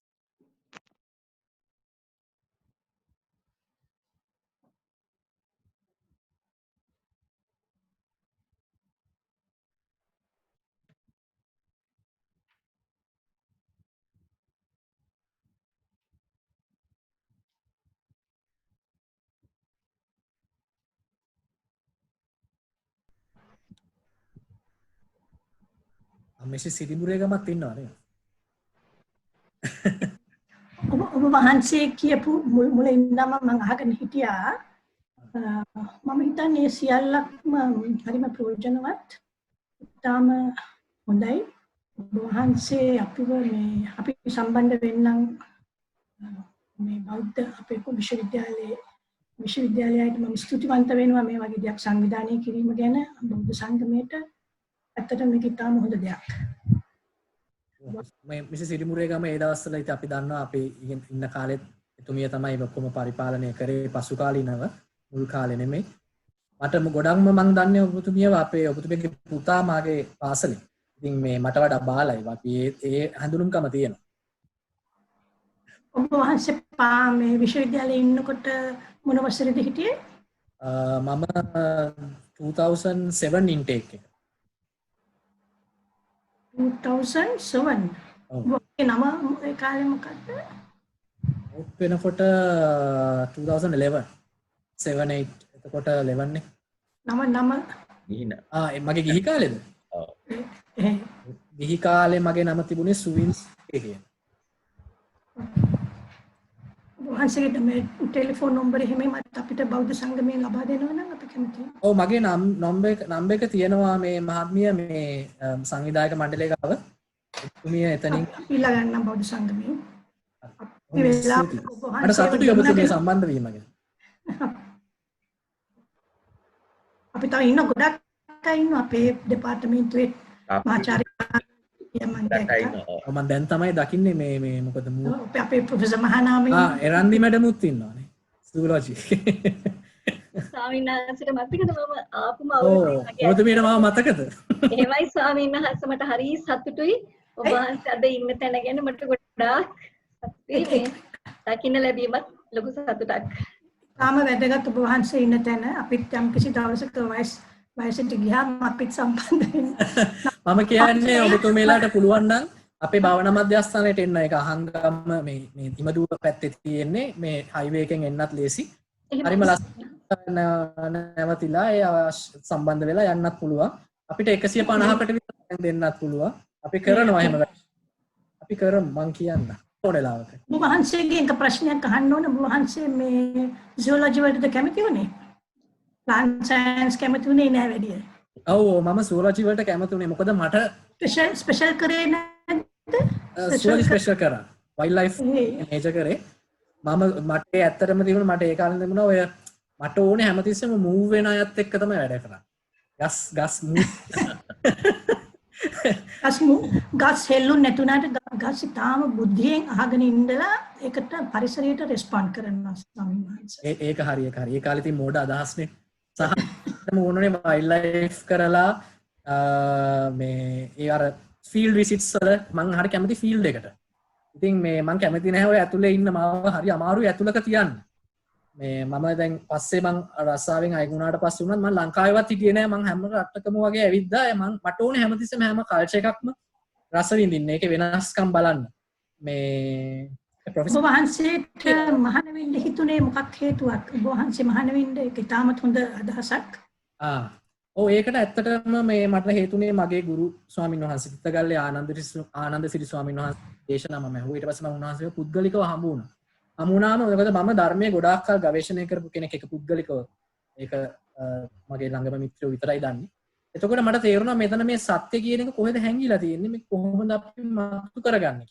එතකොට මට උන්වහන්සේගේ ඒ අවබෝධය ඒ දීපු මට ලබා දීපු ගුරුහරුකම්ම තමයි හේතු උනේ මේකට ප්‍රවිෂ්ඨ වෙන්න කියලා.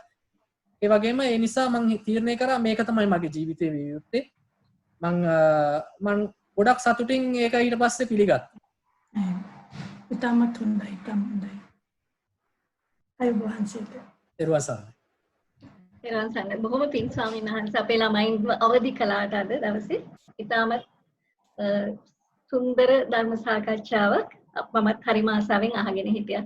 ඔබ වහන්සේ ප්‍රඥාවන්ත හරිම ප්‍රඥාවන්ත බුද්ධ දර්ශනයේ කියන්නේ ප්‍රඥාව මුල් කරගත්ත දෙයක්. ඔබ වහන්සේ මාර්ගයේ ගමන් කරනවා දැකීම හරිම සතුටක්. තෙරුවන් සරණයි එහෙනම් එරන්දින. අපේ හාමුදුරනේ අපේ විද්‍යාපීඨයේ පීඨාධිපතිතුමන් මේ ධර්ම සාකච්ඡාව සමගින් එකතු වෙනවා. මම ඇතුළු ආචාර්ය මණ්ඩලයේ සියලුම දෙනාට අපි බොහොමත්ම ස්තුතිවන්ත වෙනවා අපිත් එක්ක එකතු වෙලා ඉදිරියට අපි පීඨාධිපතිතුමන්ගෙන් එතුමන්ට මේ ධර්ම සාකච්ඡාව ගැන හිතුණු දේ කෙටි අදහසක් ලබා ගන්න. පීඨාධිපතිතුමනි මම ඇත්තටම බොහොම සන්තෝෂ වෙනවා මේ වගේ කටයුත්තක් බෞද්ධ සංගමයෙන් සංවිධානය කිරීම ගැන. ඒකට ඒ වගේම සැලකිලි ප්‍රමාණයක් මේකට සහභාගී වෙන සංගම වෙනවා. මමත් ඇත්තටම අද උදේ ඉඳලා මම කතා කළා අපේ ආදි විද්‍යාර්ථී කට්ටියක් එක්ක අපේ ළමයින්ට කොහොමද උදව් කරන්නේ කියලා කොවිඩ් ගැන ඇමරිකාවේ ඉන්න කට්ටිය මාත් එක්ක උදේ ඉඳලා කතා කළා. මේ අධ්‍යාපන කටයුතු ගන්න අමාරු කට්ටිය මුදල් අපි විශ්වවිද්‍යාලෙ ගන්නේ නැති වුණාට අපි ඔන්ලයින් උගන්වනවා. ඒකට උදව් ගන්න කොහොමද කියලා සාකච්ඡා කළා. තමයි මේක සහභාගී වුණේ ඒකම වගේ. මම සන්තෝෂ වෙනවා සියලු දෙනාම මේකට සහභාගී වෙන්න.